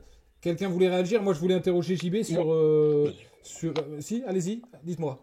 C'est Benji qui voulait réagir. Ah, vas-y, moi je pense que le plus gros virage qu'on a loupé, le gros regret que j'ai ces derniers temps, après j'arrête de parler. Pour moi, le plus beau MHSC des dernières années que j'ai vu évoluer, c'est celui les 6 premiers mois sous Dallot, où j'ai vu des choses que je n'avais pas vues depuis très longtemps. J'ai vu un jeu exceptionnel, des sorties de balles. On parlait de plein de sorties de balles. Et le regret que j'ai, c'est que quand Dallot il arrive, il a encore Laborde et Delors devant. Donc il va faire jouer très bien l'équipe. Et Laborde Delors, c'est entre passe D et but, je te le dis à chaque fois, c'est au moins 45 pions. Oui. Quand tu additionnes les buts et les passes D qui se font les l'autre. Et mon gros regret, c'est de ne jamais avoir vu Dallot faire jouer cette équipe comme il faisait et d'avoir les 2 monstres devant, en pleine confiance, parce que là, je pense qu'on pouvait vraiment, et le virage, c'est vrai que c'est le départ d'Andy, on va y revenir, Jean-Baptiste l'a dit. Mais c'est vrai que j'aurais trop aimé voir le MHSC évoluer avec cette équipe-là et ces deux gars devant, parce que là, je pense que tu pouvais avoir des ambitions, parler d'Europe et tout ça sans problème. Ah oui, bien sûr. Jean-Baptiste Durand, on voit que c'est compliqué, que ça peut être compliqué de gérer un vestiaire. Est-ce que c'est compliqué de gérer un tournage autant qu'un vestiaire? Je vais rebondir sur ce que dit Benjamin, après on y vient, mais pour moi, Dalloglio, après, il a été beaucoup critiqué, notamment par les supporters. Pour moi, c'est un des meilleurs stratèges qu'on a eu, mais par contre, c'est une chic molle en termes de meneur d'hommes. Et Dalloglio, avec un Louis Nicolin qui vient gueuler dans le vestiaire, moi, je pense qu'on fait une super saison et que c'est un très très bon coach. Par contre, il se fait respecter de personne. Et c'est ça le problème. Et après, derrière Zakarian, ce qu'il est venu, la stratégie, on a oublié. Par contre, il est venu mener son vestiaire à la baguette. Et tu as raison, et c'est la raison. C'est la raison pour laquelle j'ai récemment dit à Olivier Dalloglio que je regrettais de ne pas l'avoir vu avec un vestiaire avec peut-être un peu moins de caractère, mais plus de talent au niveau football, parce qu'Olivier Dalloglio, je suis d'accord avec toi, à mon avis, est un grand stratège, un grand tacticien, et j'aurais rêvé, il a eu que des équipes moyennes, Saint-Étienne, comme à Saint-Étienne, hein. Montpellier, qu'il a fait monter de Ligue 2 en Ligue 1, mais ensuite en Ligue 1 c'était compliqué, il n'y avait pas le matos pour qu'il puisse performer sur la durée, mais j'aurais aimé voir Dalloglio avec une équipe avec plus de qualité et moins de caractère, sans doute. On fait la comparaison avec le cinéma, mais ça m'est déjà arrivé même dans tu vois, je donne des cours dans des écoles. Si t'as pas la hiérarchie au-dessus de toi qui te valide, t'es mort. Et c'est-à-dire que Dalloglio, il était, j'ai l'impression, au bout de trois matchs un peu ratés, déjà lâché par la direction. Si Laurent Nicolin derrière, il vient pas affirmer son coach en disant les gars, maintenant vous allez marcher à la baguette parce que ce qu'il fait c'est bien, il est mort. Et quand on fait un film, si on est lâché par le producteur devant son équipe ou par le chef opérateur du film, on peut avoir le charisme qu'on veut, on est mort. Et à un moment donné, il y a quand même dans le haut de la hiérarchie, on va dire président, le staff et l'entraîneur. Si ça, c'est pas hyper solide, ça peut complètement disloquer un vestiaire. C'est exactement le problème qu'on a eu, par exemple, où certains cadres et joueurs sont tellement proches et solides, comme on entend parler, sont tellement proches et solides du président que en fait, le coach, ça passe au-dessus de lui et le coach est squeezé. Et c'est ce qui s'est passé un petit peu avec Dallo, où on sait qu'il a été un petit peu sabordé par certains joueurs. Et le président au lieu de, comme tu dis, confirmer Dalloglio publiquement et devant son vestiaire, a préféré écouter ses cadres. Mais ça, c'est depuis toujours, ça fait partie des soucis qu'on a. Voilà, et justement, Montpellier, regardez bien, Dalloglio ne faisait pas partie de la famille. Quand je dis de la famille, du cadre familial, tu vois. Il n'était pas montpelliérain, tu vois, il n'était pas... voilà. Montpellier a besoin de rappeler les entraîneurs qui ont été joueurs, qui ont soi-disant cet esprit paillade, mais qui ne fonctionne plus aujourd'hui. Mais quand tu viens de l'extérieur, tu as du mal, effectivement, parce qu'au sommet de la pyramide, tu n'as pas cette connivence, tu vois. Et donc, voilà. Et ce que tu dis, là, par rapport au copinage, moi, j'ai toujours reproché, enfin, vous connaissez un petit peu, mais je veux dire, le sentiment que j'ai par rapport à la famille Nicolin, ce qui ne m'empêche pas de dire les choses, d'ailleurs. Mais pour moi, Laurent Nicolin, qui après une victoire qu'on attendait depuis des mois et des mois, quand il fait son truc dans le vestiaire, là, Zazaï, là, comme faisait son père. Zig-zag. Zig-zig-zag, voilà, zig-zig-zag. Je vais te dire, non, mais tu n'as pas à le faire. C'est une victoire que tu attends depuis des mois et tu fais le zig-zig-zag. Non. Tu dis aux joueurs, vous avez gagné là, c'est très bien, ça fait longtemps qu'on attend la victoire. En revanche, le week-end prochain, je veux que vous gagniez aussi. Tu comprends? Il faut mettre une marge entre les joueurs et les dirigeants. On va continuer, je suis d'accord avec toi, on va continuer d'en parler. On garde évidemment avec nous Jean-Baptiste Durand, on reçoit une autre étoile de Montpellier, Alexis Lebrun, qui est avec nous. Bonsoir Alexis. Bonsoir. Bonsoir Alexis. Merci beaucoup Alexis d'être avec nous, triple champion de France, individuel de ping, le tennis de table. Je précise que c'est le tennis de table parce qu'on a Jean-Bernard Stern avec nous et je suis pas certain qu'il ait suivi l'évolution du vocabulaire. On dit le ping, alors, puisque tu me chauffes, tu permets, je te signale qu'avant les frères Lebrun, il y avait quand même Jean-Philippe Gatien, que Alexis connaît très bien, qui a été, si tu ne le sais pas, Bertrand, vice-champion olympique en 92. C'était mes premiers Jeux en tant que journaliste. Et l'année suivante, tu vas me corriger, Alexis, il a été champion du monde à Göteborg en 93, où j'étais également, parce qu'à l'époque, Midi Libre, on nous envoyait partout. C'est la raison pour laquelle j'ai fait combien de JO? 7? Non, c'est ça. Mais bon, ce sont mes seules références en ping, hein. Ce sont mes seules références. Hein. Ça c'est dit. Vice-champion du monde également par équipe, Alexis Lebrun, et vainqueur il y a 10 jours du prestigieux top 16 européen en Suisse. Bravo déjà, Alexis, je crois qu'on peut tous vous applaudir. Puisque c'est magnifique, c'est un magnifique trophée que vous êtes allé chercher, que tu es allé chercher. Tu es aussi le frère évidemment d'un autre champion, Félix, qu'on embrasse ce soir, qu'on invitera sur une prochaine émission d'ici quelques semaines. Je suis sûr que tous les spectateurs ce soir sont ravis d'avoir et Jean-Baptiste Durand et Alexis Lebrun réunis. Alexis, d'abord ce titre, je vais commencer par ça, c'est l'actualité. Il a été, oui j'imagine, très compliqué à aller chercher. Est-ce que c'est une immense satisfaction à la hauteur de champion de France, à la hauteur de vice-champion du monde par équipe? Oui, pour moi, c'était vraiment une compétition super importante. Oui, pour moi, c'est vraiment une compétition de référence en Europe. J'avais réussi à gagner les championnats d'Europe en octobre. Donc là, de faire un petit peu le doublé entre les championnats et le top 16, c'est quelque chose de super rare. Donc c'était vraiment une grande satisfaction. Puisqu'on est avec Jean-Baptiste Durand ce soir, si ce que tu vis, ce que vous vivez, vous, les frères Lebrun et toute la famille Lebrun, était un film, ce serait quoi? De la science-fiction tellement c'est ahurissant? Ce serait une comédie? Ce serait un conte de fées? Ce serait une histoire d'amour? Je sais pas, mais en tout cas, ce serait un film plutôt joyeux parce que franchement, on vit des choses vraiment cool. Et Jean-Baptiste, justement, je sais pas si vous vous êtes déjà rencontrés tous les deux. Non, je crois pas. Je t'ai croisé sur la comédie il y a une semaine, mais. Ah oui, parce qu'on les reconnaît maintenant. Après, je vais dire bonjour. L'un et l'autre, en effet, sont reconnaissables. Est-ce que Jean-Baptiste, adapter la success story des Lebrun au cinéma, ce serait quelque chose d'envisageable, de sympa? C'est quelque chose qu'on peut imaginer dans les années à venir?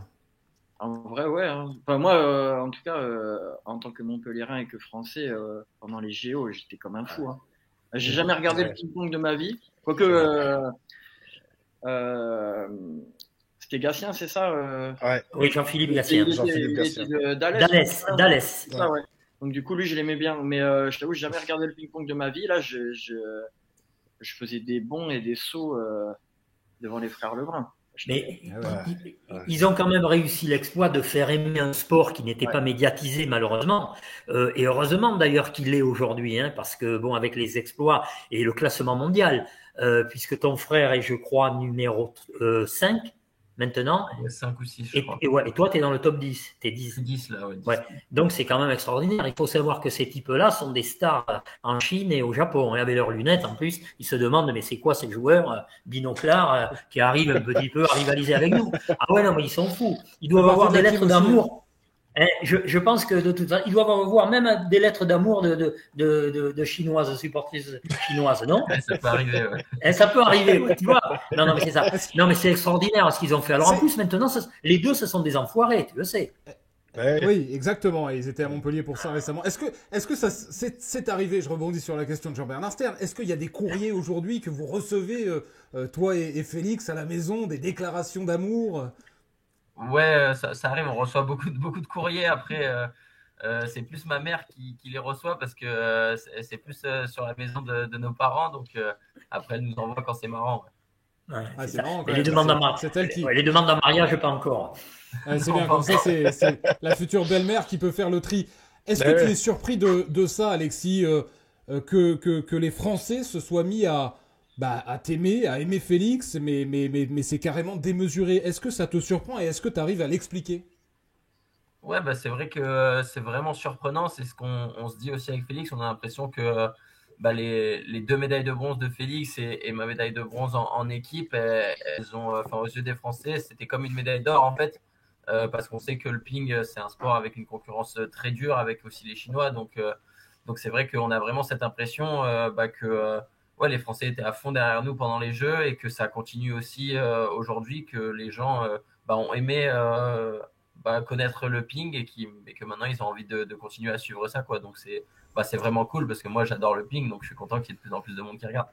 Et c'est quoi? C'est aussi votre caractère, c'est aussi votre relation, les deux frères, c'est l'histoire familiale, c'est tout ça qui fait que les Français vous aiment?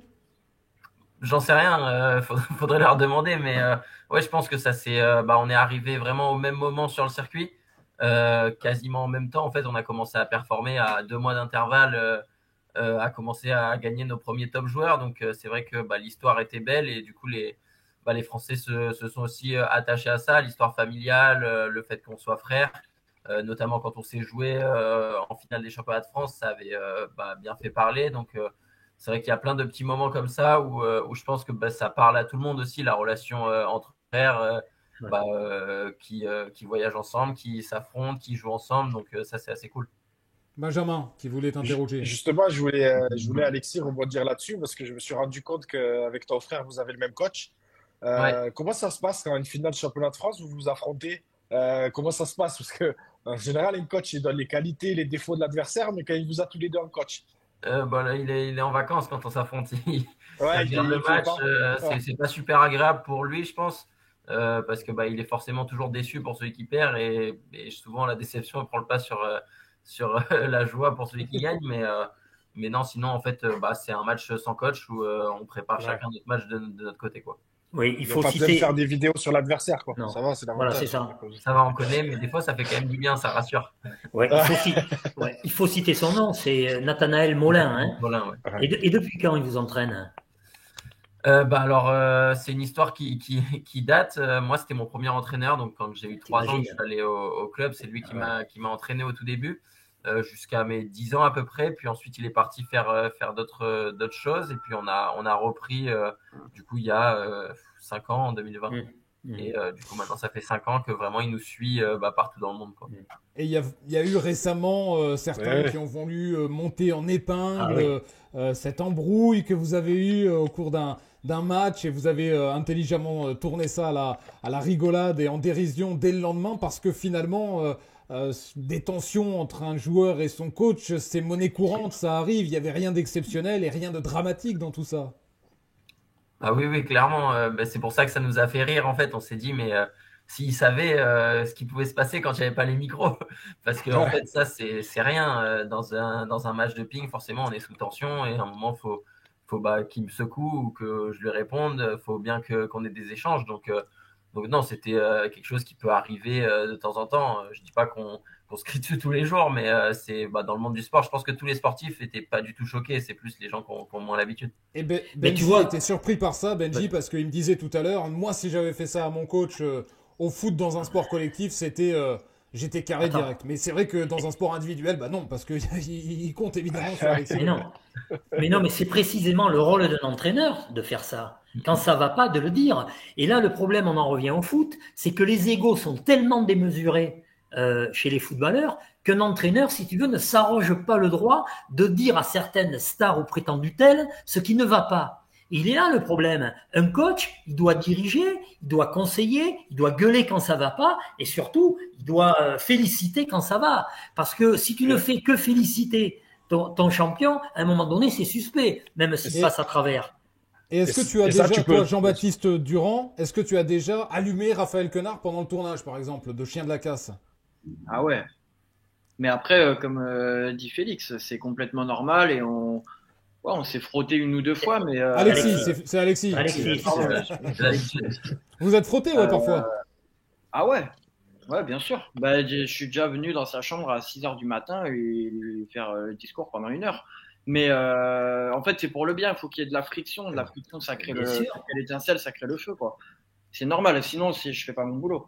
Et lui, s'il le prend mal, moi, ce que j'ai adoré chez Raphaël, et je pense que c'est pour ça qu'il est très bon, c'est qu'il a aucun ego. Et c'était très, très agréable. Donc, je pouvais vraiment lui dire, des fois, là, tu fais de la merde. Mais vraiment, des fois, assez violemment, même devant l'équipe. Et à Raphaël, à Anthony. Et moi, j'ai vraiment constitué un groupe avec le moins d'ego possible et de qualité humaine supérieure. Parce que pour un premier film, sinon, ça aurait été mort. Donc tu débarques dans la chambre de Raphaël Quenard à 6h du matin, tu débarques dans la chambre de ton pote dans Miséricorde également vers 4h du matin. Tu débarques souvent chez les gens tôt le matin? Je m'étais pas fait la réflexion, mais ouais. Alexis, Benji, tu voulais rebondir également sur ça? Non, ouais, je voulais rebondir parce que Jean-Bernard parlait. Dans le football, un entraîneur en général, c'est 1 an et demi par club. Mais Alexis nous explique qu'il connaît depuis ses 3 ans. Et c'est un peu ce que Jean-Baptiste nous dit. Il faut avoir en face une relation entraîneur-joueur pour qu'un entraîneur se permette de dire des remontrances à son joueur, que ce soit en sport individuel ou collectif. Il sait qu'en face aussi, Alexis, il va le prendre positivement et qu'ils sont tellement costauds dans leur relation tous les deux, ce qui est rare dans le foot, ce que je te dis, pour être assez solide et surtout en tirer du positif. Parce que quand Jean-Baptiste il va engueuler son acteur ou quand le coach il engueule Alexis, c'est vraiment pour tirer le meilleur de tout le monde. Et pour faire ça, pour se permettre de faire ça, c'est que tu as une relation, que ce soit avec ton réalisateur ou ton coach, énorme. Moi, dans le foot, c'est beaucoup plus compliqué. C'est ce que j'expliquais à Bertrand. Bien sûr. Dans le foot, on est un groupe de 30. Si jamais moi, je réponds à mon entraîneur ou il me rentre dedans et je le prends en travers, il va me dire mets-toi sur le côté et il y a un autre qui arrive. Et les coachs, il n'y a pas la même relation, nous, dans le sport collectif. Non, mais enfin, un coach, il doit pouvoir prendre tête à tête, les yeux dans les yeux, si tu veux, dans le vestiaire. Après, voilà, et le coach, il est en droit de lui dire ça ne va pas. Et si ça continue comme ça, je vais te mettre sur la touche. C'est le patron, le coach. Il est payé par un club. Il a une obligation de résultat. Et non, c'est ce qui risque de se passer avec toi, Jean-Bernard. C'est ce qui risque de se passer dans le Montpellier Sport Club. Le risque à un moment donné de te prendre entre quatre yeux. Il y a Haim Digital là sur le chat qui nous dit incroyable, quel guest ce soir avec Jean-Baptiste Durand et Alexis Lebrun. Il y a Baptiste qui nous dit les frères Lebrun c'est comme les frères d'Éric dans Olive et Tom, c'est la classe. Ouais. Lucas qui nous dit ils font de véritables exploits car les Chinois quand ils sont dans leur province c'est sur 60 millions d'habitants. Quand ils sont numéro 1 de leur province c'est sur 60 millions d'habitants et en Chine il y a beaucoup de provinces, ils peuvent être fiers du niveau où ils sont. On espère qu'ils vont encore monter plus haut et tout gagner. Vous avez d'ailleurs des gros objectifs prochainement, Alexis et Félix. Toi, Alexis, évidemment, championnat du monde fin mai, championnat de France fin mars, un titre à défendre.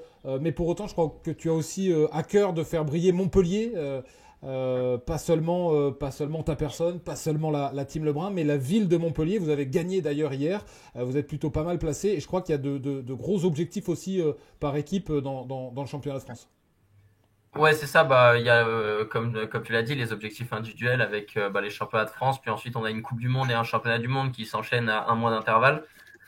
Donc, ça va être une fin de saison assez mouvementée. Et puis, il y a aussi l'objectif qui, celui-là, dure un peu plus sur toute l'année. C'est avec, du coup, mon club de l'Alliance Nîmes-Montpellier.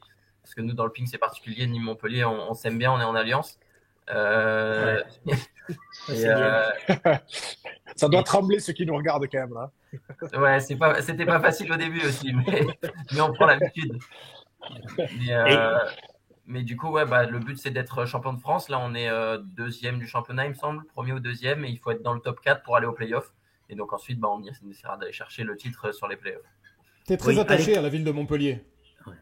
Ouais, je suis né ici, je m'entraîne ici depuis tout petit, donc je suis vraiment un pur Montpelliérain et ça me tient à cœur aussi de jouer pour ce club. Alexis là, sur le chat qui disait qu'est-ce que ça fait, je te donne la parole derrière JB, mais qu'est-ce que ça fait de jouer chez soi devant son public à l'Arena? Question de Lucas dans le chat. C'était un grand moment pendant le Champions à Montpellier. On a eu la chance d'avoir un gros tournoi qui réunit les 32 meilleurs joueurs du monde chez nous et la salle était pleine à l'Arena. Donc non, franchement, il y avait une ambiance qui pour moi était encore meilleure que pendant les Jeux Olympiques. Donc c'était juste fantastique.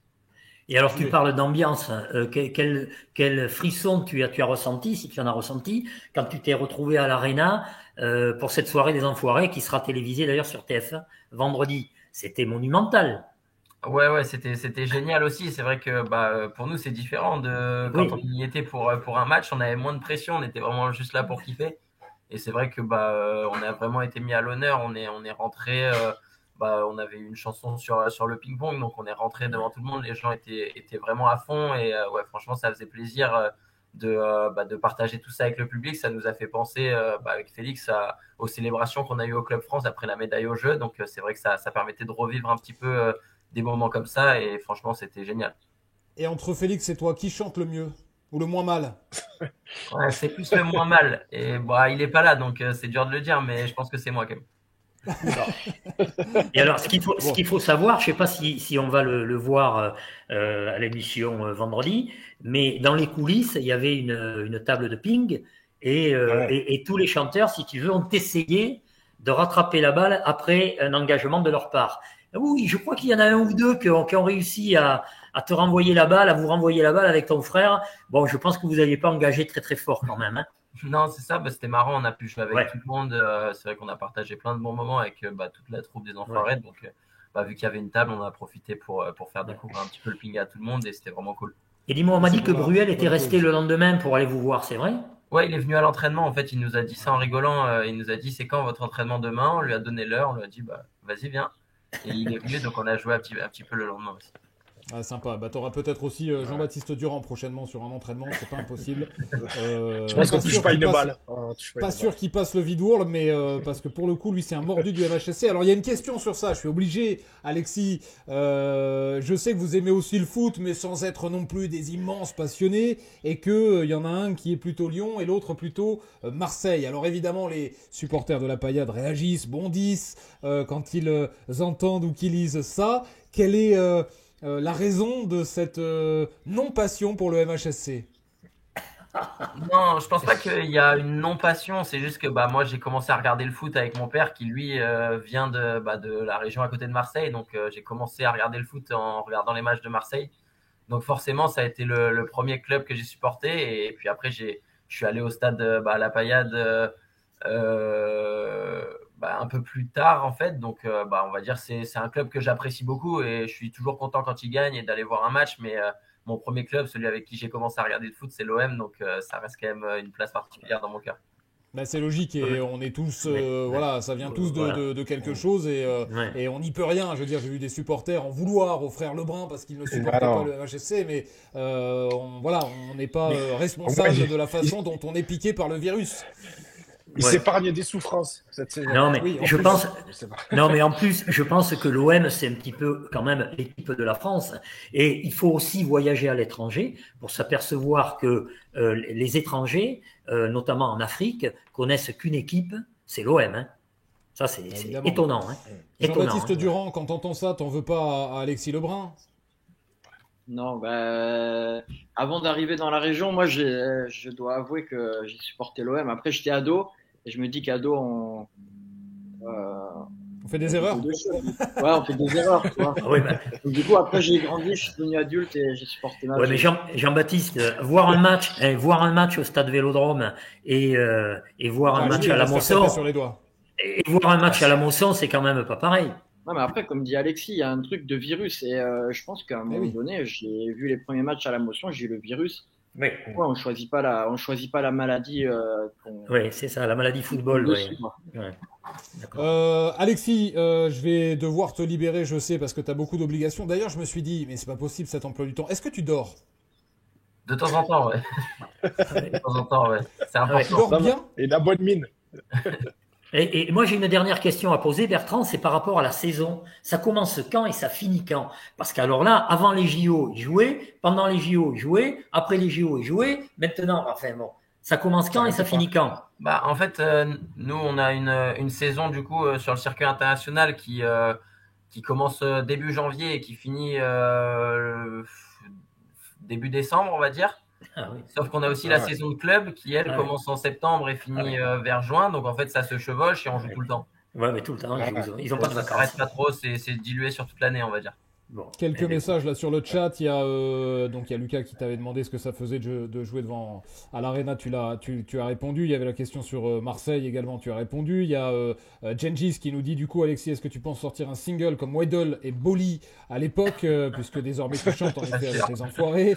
Il y a Baptiste qui dit est-ce que lui aussi, alors Baptiste il en démord pas par rapport à Andy Delors tout à l'heure, est-ce que lui aussi boit 3 pintes après ou avant un match de ping? Alexis, non, je pense qu'Alexis a une hygiène, parce que c'est ça dont les gens ne se rendent pas compte aussi toujours par rapport au ping, que ça demande une hygiène évidemment terrible, ça demande une condition physique impressionnante, et c'est vrai que vous avez des entraînements qui sont monumentaux, et il y a un travail aussi de l'ombre athlétique, physique, musculaire qui est important.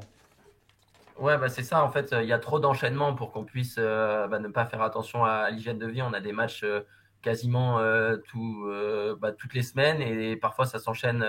On peut avoir un match par jour pendant 7 jours, voire plus. Donc on peut pas se permettre d'après chaque match faire la fête. Et du coup, on est obligé d'avoir une hygiène de vie correcte. Et puis, les entraînements, c'est ce qui est encore plus dur que les matchs. Nous, on a besoin de beaucoup d'heures parce que les Asiatiques, eux, ils en mettent beaucoup. Donc, on s'entraîne environ 6 heures par jour, voire un peu plus. Les soins à côté. On va dire aux footeux qu'ils fassent un stage en tennis de table. Et tu n'as pas parlé d'une chose aussi, la préparation mentale chez eux, c'est hyper important. Hyper important. Ouais, sport individuel. Tous les sports, de toute façon. Ah oui, non, sauf en football, dans certains clubs. C'est ça le problème. Juste avant de te libérer, Alexis, une toute dernière question. Si tu, justement, sur ça, vous donnez tout, on le voit dans les matchs de ping, il y a de l'agressivité, il y a l'intensité, vous lâchez rien, chaque point, tout. Si tu devais donner un conseil aux joueurs du MHSC d'ici la fin de saison pour s'en sortir, qu'est-ce que tu leur dirais? J'en sais rien, je pense pas que je sois le mieux placé, je suis pas je suis pas un monstre au foot.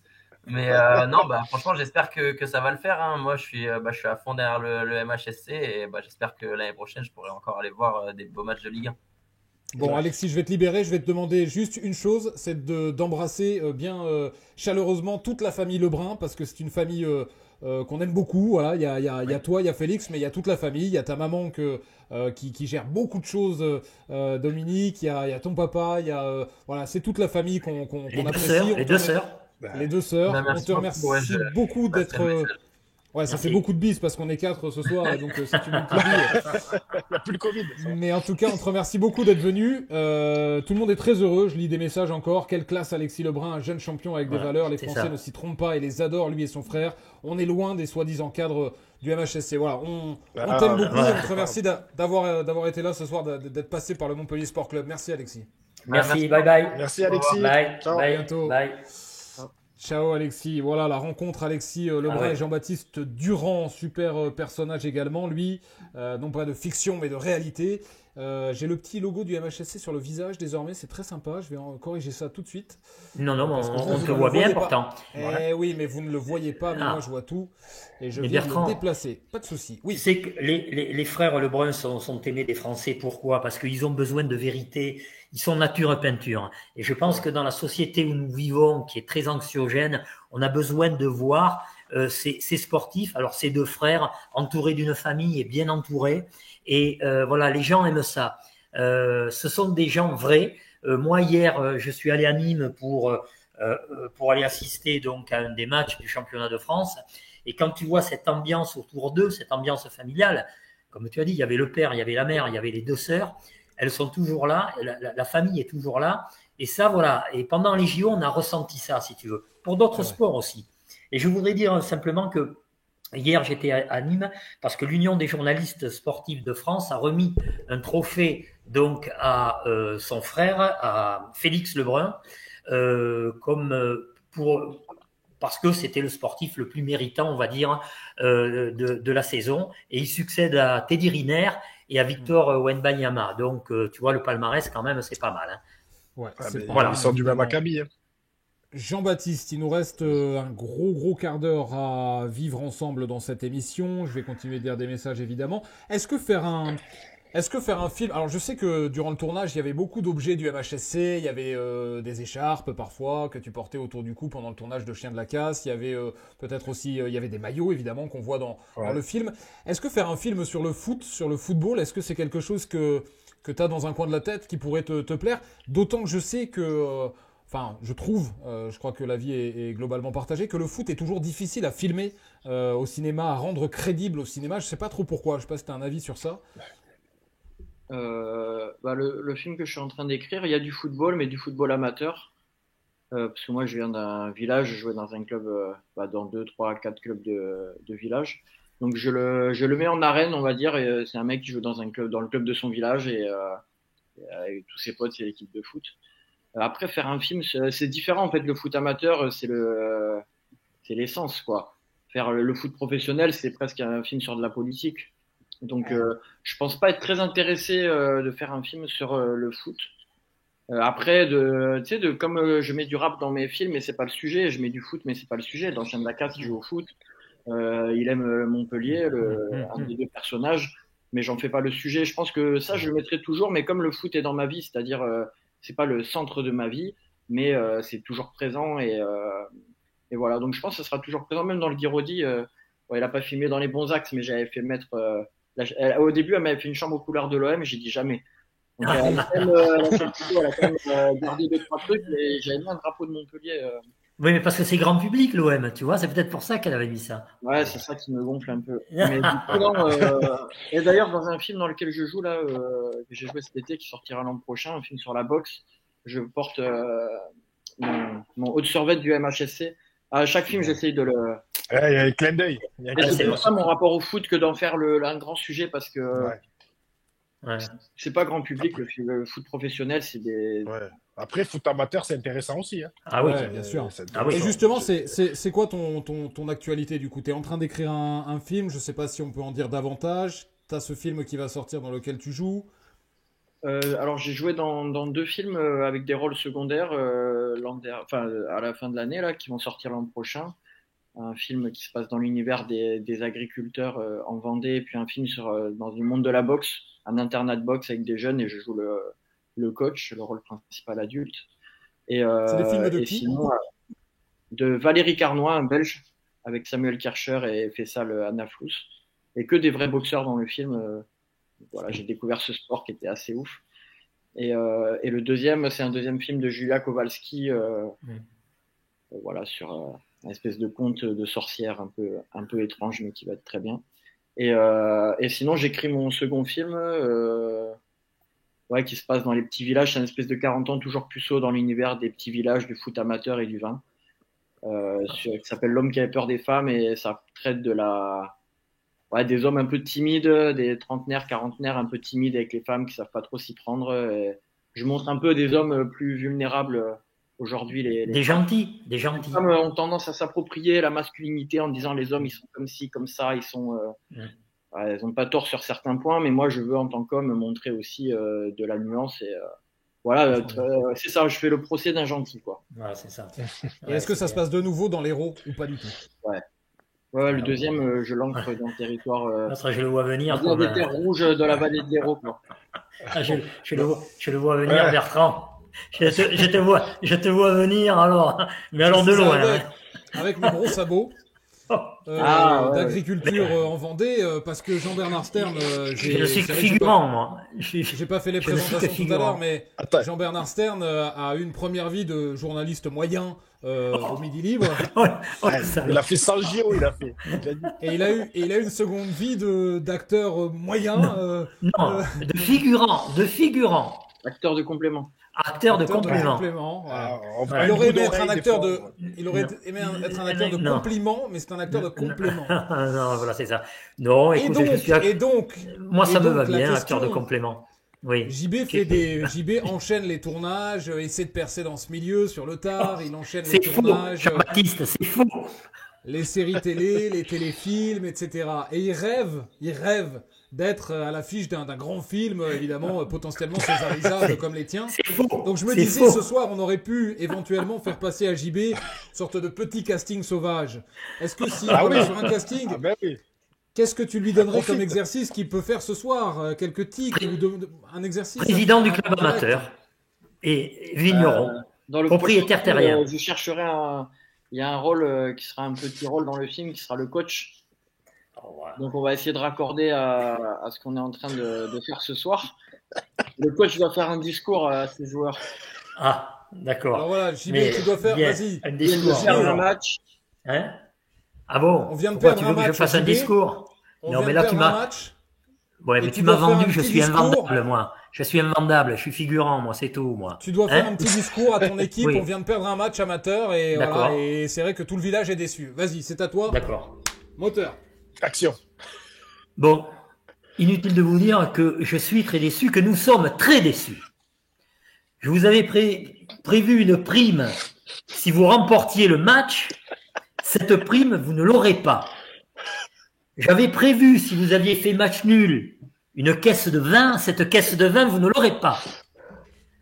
Est-ce que vous imaginez tous les agriculteurs autour du village qui comptent sur vous pour que vous leur donniez un peu de bonheur? Vous n'êtes même pas capable de ça. Alors, si dimanche prochain, vous ne gagnez pas le match, je ne serai plus président, je ne donnerai plus l'argent pour que ce club vive. Vous comprenez? Je fais vivre ce club. Et vous ne faites pas vibrer le public. Je suis déçu. Alors, on va s'arrêter là. Je pense que tout le monde a compris que JB n'avait rien compris parce qu'on avait dit qu'il était entraîneur, il s'est pris pour le président.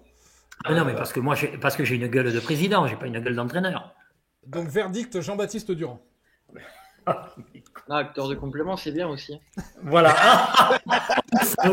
Bon, écoutez, je m'en vais. Hein, non, mais acteur, mais ils le savent pas parce que ce sont des ignares. Acteur, c'est un vrai métier. Et c'est marrant parce que quand tu vas sur les tournages, moi, ce que j'aime, c'est l'envers du décor. Et tu vois, en tant que réalisateur, il parlait, par exemple, avec Raphaël Quenard, qu'il est allé dans sa chambre pour lui dire ce qui n'allait pas et ce qu'il attendait de lui. Mais si un réalisateur sur un plateau de tournage n'est pas autoritaire, il se fait bouffer. Hein. Parce qu'il y a un monde incroyable, ça peut être vite le bordel. Hein. C'est pas vrai, Jean-Baptiste? Ah ouais. Et c'est vraiment, il faut vraiment être là, quoi. Voilà, c'est le patron, quoi. Hein. Bon, écoute, acteur de complément, moi je suis très bien. Ouais. Moi je te trouve bien, JB. Non, mais parce que t'es pas du métier. Un tournage avec plaisir. Non, mais et tu sais, mais non, mais il faut savoir que pour les figurants, il faut savoir qu'il y a des gens qui s'occupent des figurants, qui t'appellent et qui t'appellent pas en fonction de la recherche du réalisateur. Postule, en tout cas, ça me ferait plaisir. Il y a beaucoup de figurants sur le prochain, il y a un mariage et tout ça. Donc, alors là, il y a mariage, je suis abonné au mariage. Moi. Alors là, je vais dire enterrement, mariage et soirée. Eh bien, écoute, de toute façon, je postulerai, ça c'est sûr. Et ben voilà, on a créé quelque chose ce soir. On a créé quelque chose ce soir dans cette émission. On donne du boulot. C'est une sorte de France Travail, cette émission. C'est pas seulement le Montpellier Sport Club. Gengis qui nous dit question pour Jean-Baptiste. Je suppose qu'il écrivait beaucoup chez lui avant d'oser se lancer et de passer derrière la caméra. Est-ce que l'étape la plus importante à franchir est celle d'oublier le regard des gens et la peur du jugement? C'est une question sur le chat. Ah oui, ça c'est sûr. Mais après, j'étais vraiment quelqu'un de très naïf. En fait, je m'apercevais pas que je me taperais la honte. Donc du coup, j'ai très vite fait des films et montré derrière. Et finalement, c'était pas tant la honte que ça. Mais je pense que faire un film, c'est le montrer direct, quoi. Donc il faut absolument éliminer la peur du jugement. Et de toute façon, qu'on fasse des trucs bien ou pas, les gens ils nous critiquent. Donc en fait, c'est pareil au foot, quoi. Donc si on commence à se dire en tout cas, à prendre en compte les colibés, les insultes et les machins, on commence pas, quoi. C'est pareil, je pense que c'est exactement la même chose pour un footballeur. Si tu as peur de te faire siffler, tu rentres même pas. Et c'est pas grave, ça fait partie du jeu. Des fois, tu es moins bon, tu fais un mauvais film ou un mauvais match, tu te fais insulter. Des fois, tu fais un. Après, le problème, c'est que si tu fais un mauvais match, le week-end d'après, tu peux te rattraper. Un mauvais film, c'est un an plus tard. Non, t'en fais plus, tout simplement. C'est un métier, nous, si on gagne pas la coupe, on arrête, quoi. Un film qui échoue, c'est très compliqué d'en faire un second. Ça vaut beaucoup. Oui, quand tu t'appelles Gilles Lelouch, comment il s'appelle? Ouais, d'accord. Un homme et une femme. On connaît au cinéma. Mais si, un homme et une femme. Putain, j'appelle Gilles Lelouch. Non. C'est chaud. Non, Lelouch. Jean Valjean. Ah, Lelouch. Mais le vrai. Lui, il fait des films qui ne marchent plus. Claude Lelouch. Je connais, mais merci, moi l'expert, en fait. Gilles Lelouch, les films qu'il fait, lui, ça marche, par contre. Hein. Voilà. Hein. Oui, mais ce que veut dire Jean-Baptiste, en effet, c'est que quand tu démarres une carrière de réalisateur, si tu te plantes très vite, évidemment, si t'en as fait 10 qui sont excellents, tu peux sans doute te permettre d'en faire un moyen. T'as plus les producteurs, quoi. C'est au bout de combien, Jean-Baptiste, là, le deuxième, tu auras la même pression. C'est au bout de combien que vraiment au bout de 3-4 films, que vraiment là, on va dire qu'on te respectera un peu plus et que ce sera le cas de Guy Bertrand? Non, bah là, le premier film ayant eu le César, ayant eu quand même un beau succès critique et public, j'ai je suis assez assuré de faire le second, voire le troisième. Ouais. Donc ça, c'est bien. Mais moi, pour gérer la pression pendant le premier, parce qu'effectivement, tu fais ma passion, c'est de faire des films, et je savais que si je faisais un mauvais film ou que le film échouait, ce serait très compliqué de continuer ce métier. Mais moi, tous les matins, je me répétais que si je donnais le meilleur de moi-même, tous les matins, tous les soirs, je rentrais, je disais, moi, je sais pas faire mieux que ce que j'ai fait aujourd'hui. J'ai fait le maximum. Ah oui. Et du coup, aucun regret. Et même au début, quand mon film n'était pas encore montré, que on me demandait, t'es content? Je disais, moi, j'ai fait le maximum de moi. Donc, en ça, je suis content. Après, si le film, il échoue, je dirais, entre guillemets, c'est pas ma faute. Moi, j'étais au maximum de mon potentiel au moment où j'ai fait le film. Et après, une fois que tu es devant les rushs ou que tu as un peu de recul, bah, tu peux progresser, tu vois les erreurs et tout. Mais moi, ce que je me souhaite, c'est de... Et puis en plus, ça coûte tellement d'argent, c'est de l'argent... Voilà, il y a de l'argent public, de l'argent privé et tout, que tu dois en être digne. Donc déjà, faire le film, être sur le tournage, moi, je me devais d'être digne de la confiance qui m'était donnée, parce que quand tu fais un film, il y a 100 mecs ou 100 nanas derrière qui n'ont pas le droit de faire le film. Parce que quand on est 50, 100, 200 à chercher des financements, on est 2 ou 3 à les obtenir. Donc par respect, on dirait des gens qui rêvent de faire des films, je devais avoir cette dignité et cette force-là. Ce que n'ont pas les footballeurs, malheureusement, c'est un discours, si tu veux, qui pourrait s'adresser effectivement aux footballeurs. Être digne et ne pas avoir de regrets, surtout. Ça, c'est hyper important. Alors que tu vas arriver en fin de saison, tu vas en avoir des regrets. Ils vont en avoir. Hein. Ça, c'est important, de ne pas avoir des regrets. Il y a une question que ça tombe bien que tu sois avec nous, que je me pose depuis un petit moment. Est-ce que... alors, c'est peut-être différent en fonction d'un réalisateur à un autre, donc il n'y a pas de règle dans ce que tu vas me répondre, mais est-ce qu'un film, quand il est terminé, exemple Chien de la Casse, qu'il a eu le succès qu'il a eu, que voilà, la page se tourne parce que tu bascules sur un autre projet, est-ce que les personnages, est-ce que le film continue de vivre dans ta tête? Non, moi je le lâche au moment où je l'ai fini, j'en peux plus quoi. C'est au moment où je sors en salle, je l'ai vu 80 fois. Donc non, après moi c'est comme si je regardais tu sais, des photos de souvenirs avec mes potes ou ma famille. J'ai une grande affection et de la tendresse pour tu sais, comme des souvenirs. Je vois le film comme des vieux souvenirs avec Raph, Anto et tout ça. Et d'ailleurs je raccorde juste au MHSC. Je leur ai fait un cadeau à Galatea. Anthony Bajon et Raphaël Quenard, on est allé voir Montpellier-Lyon pendant mon tournage. Je leur ai offert les places, j'ai tenu à ce que ce soit pas la prod qui paye, mais moi, et une écharpe chacun. Du coup, ils l'ont gardé et on était tous les trois en tribune. Bon, j'étais en Roussillon parce que j'avais peur qu'il pleuve, donc j'avais pris le toit. Et du coup, c'était un bon moment qu'on a vécu, dont ils me parlent encore aujourd'hui, le petit cadeau que je leur ai fait. Et puis, avec Anthony et Raphaël, on est très foot. Les deux acteurs principaux, Raphaël Quenard et Anthony Bajon. Et du coup, dans la direction d'acteur, on parlait beaucoup de football, de collectif, c'est-à-dire à un moment donné, les comédiens, ils doivent être à l'écoute l'un l'autre. Enfin, c'est vraiment un sport collectif, le cinéma. Et on parlait, voilà, si tu joues solo, tu perds la balle. Et on faisait beaucoup de métaphores de foot pour se parler et pour régler des fois des scènes. Est-ce que ça veut dire que potentiellement... Vas-y. Je préfère pas le dire, vous allez... Ah si, Paris Saint-Germain. Non, Anthony supporte l'OM. Ah, ben alors, c'est des choses qui, voilà, ça arrive. Et Raphaël, après, c'est un Grenoblois, donc il a d'accord. Il a le Grenoble dans le cœur, mais sinon, ouais, il supporte le PSG. Oui, voilà. Ah, t'as pas réussi à les faire basculer, même à les amener au stade. Ah, bah, ils ont l'écharpe. Anthony, là, j'ai acheté un short parce qu'il est tout le temps en short. Ah, c'est pas mal. Mais en tout cas, à chaque match de Montpellier, j'ai droit à un message. Ils connaissent le club, au moins. Ah oui, et là, est-ce que potentiellement, tu penses à eux pour ton prochain film, ou est-ce que le casting n'est pas du tout défini? Est-ce qu'il est défini d'ailleurs très à l'avance dans ta tête? Est-ce que dès que tu commences à écrire, tu vois des acteurs potentiellement interpréter tes personnages? Non, ça dépend des films. Sur Chien de la Casse, non, pas du tout, parce que déjà, je connaissais pas Raphaël Quenard et j'ai fait un casting, j'ai vraiment créé un personnage et cherché l'acteur qui chausserait le mieux les souliers que j'avais taillés. Mais là, non, ça dépend vraiment. Là, pour le prochain film, ouais, je pense à un acteur, je peux pas dire son nom parce qu'il est même pas au courant, pour qui j'écris. Mais sinon, j'aime bien moi avoir des personnages de papier et après faire le casting. Mais quand je faisais des courts-métrages, j'écrivais souvent pour des acteurs. Donc ça change. Et d'ailleurs, t'as toujours eu ce lien qu'on va retrouver encore avec Montpellier ou avec le département depuis que tu fais du cinéma, parce que je crois, je vais être très franc avec toi, je l'ai pas vu, mais il y a un précédent film, un de tes premiers, dans lequel tu joues. Il y a un lien avec l'opéra comédie, la place de la Comédie à Montpellier, ou l'opéra de Montpellier? Ou tu je crois pas, non. Après, non, il y en a que j'ai tourné à Montpellier, mais en fait, j'en ai fait beaucoup des courts-métrages. Mais sinon, j'ai tourné dans les petits villages. J'en ai tourné à Montpérou, à Corconne, dans le Gard. Et après, j'ai fait mais mon tout premier film d'études, ouais, on est sur l'esplanade du Corum.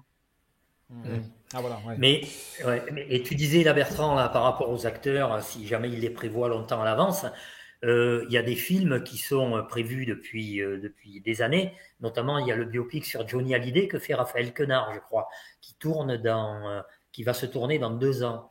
Et Raphaël Quenard, je crois, est en train de prendre des cours de chant et physiquement, si tu veux, voilà, pour essayer de ressembler à Johnny. Donc, tu vois, vraiment, lui, il a ce projet en tournant d'autres films entre, hein, mais tu vois, ils ont des projets sur 3 ans, quoi, des fois. Enfin, là, c'est le cas, je crois, de Raphaël Quenard. Oui, c'est ce qui se dit, on va dire. Ah bon, c'est ce qui se dit. Ah bon, d'accord. Certainement, peut-être. Ouais, voilà, c'est ce qu'il disait. Ouais. Jean-Baptiste il est dans le secret des dieux et toi, pas du tout. Voilà ce qui est enfin, moi, je sais qu'il tourne un biopic sur Johnny Hallyday et que. Voilà, et qui part de loin. J'attends de le voir, moi, chanter Johnny. À chaque fois que je lui en parle, il me chante Optique 2000. Ah ouais, c'est ça. Optique 2000. Bon, voilà. T'as raté ton casting, c'est mort. Ouais, là, il vient de refaire un casting.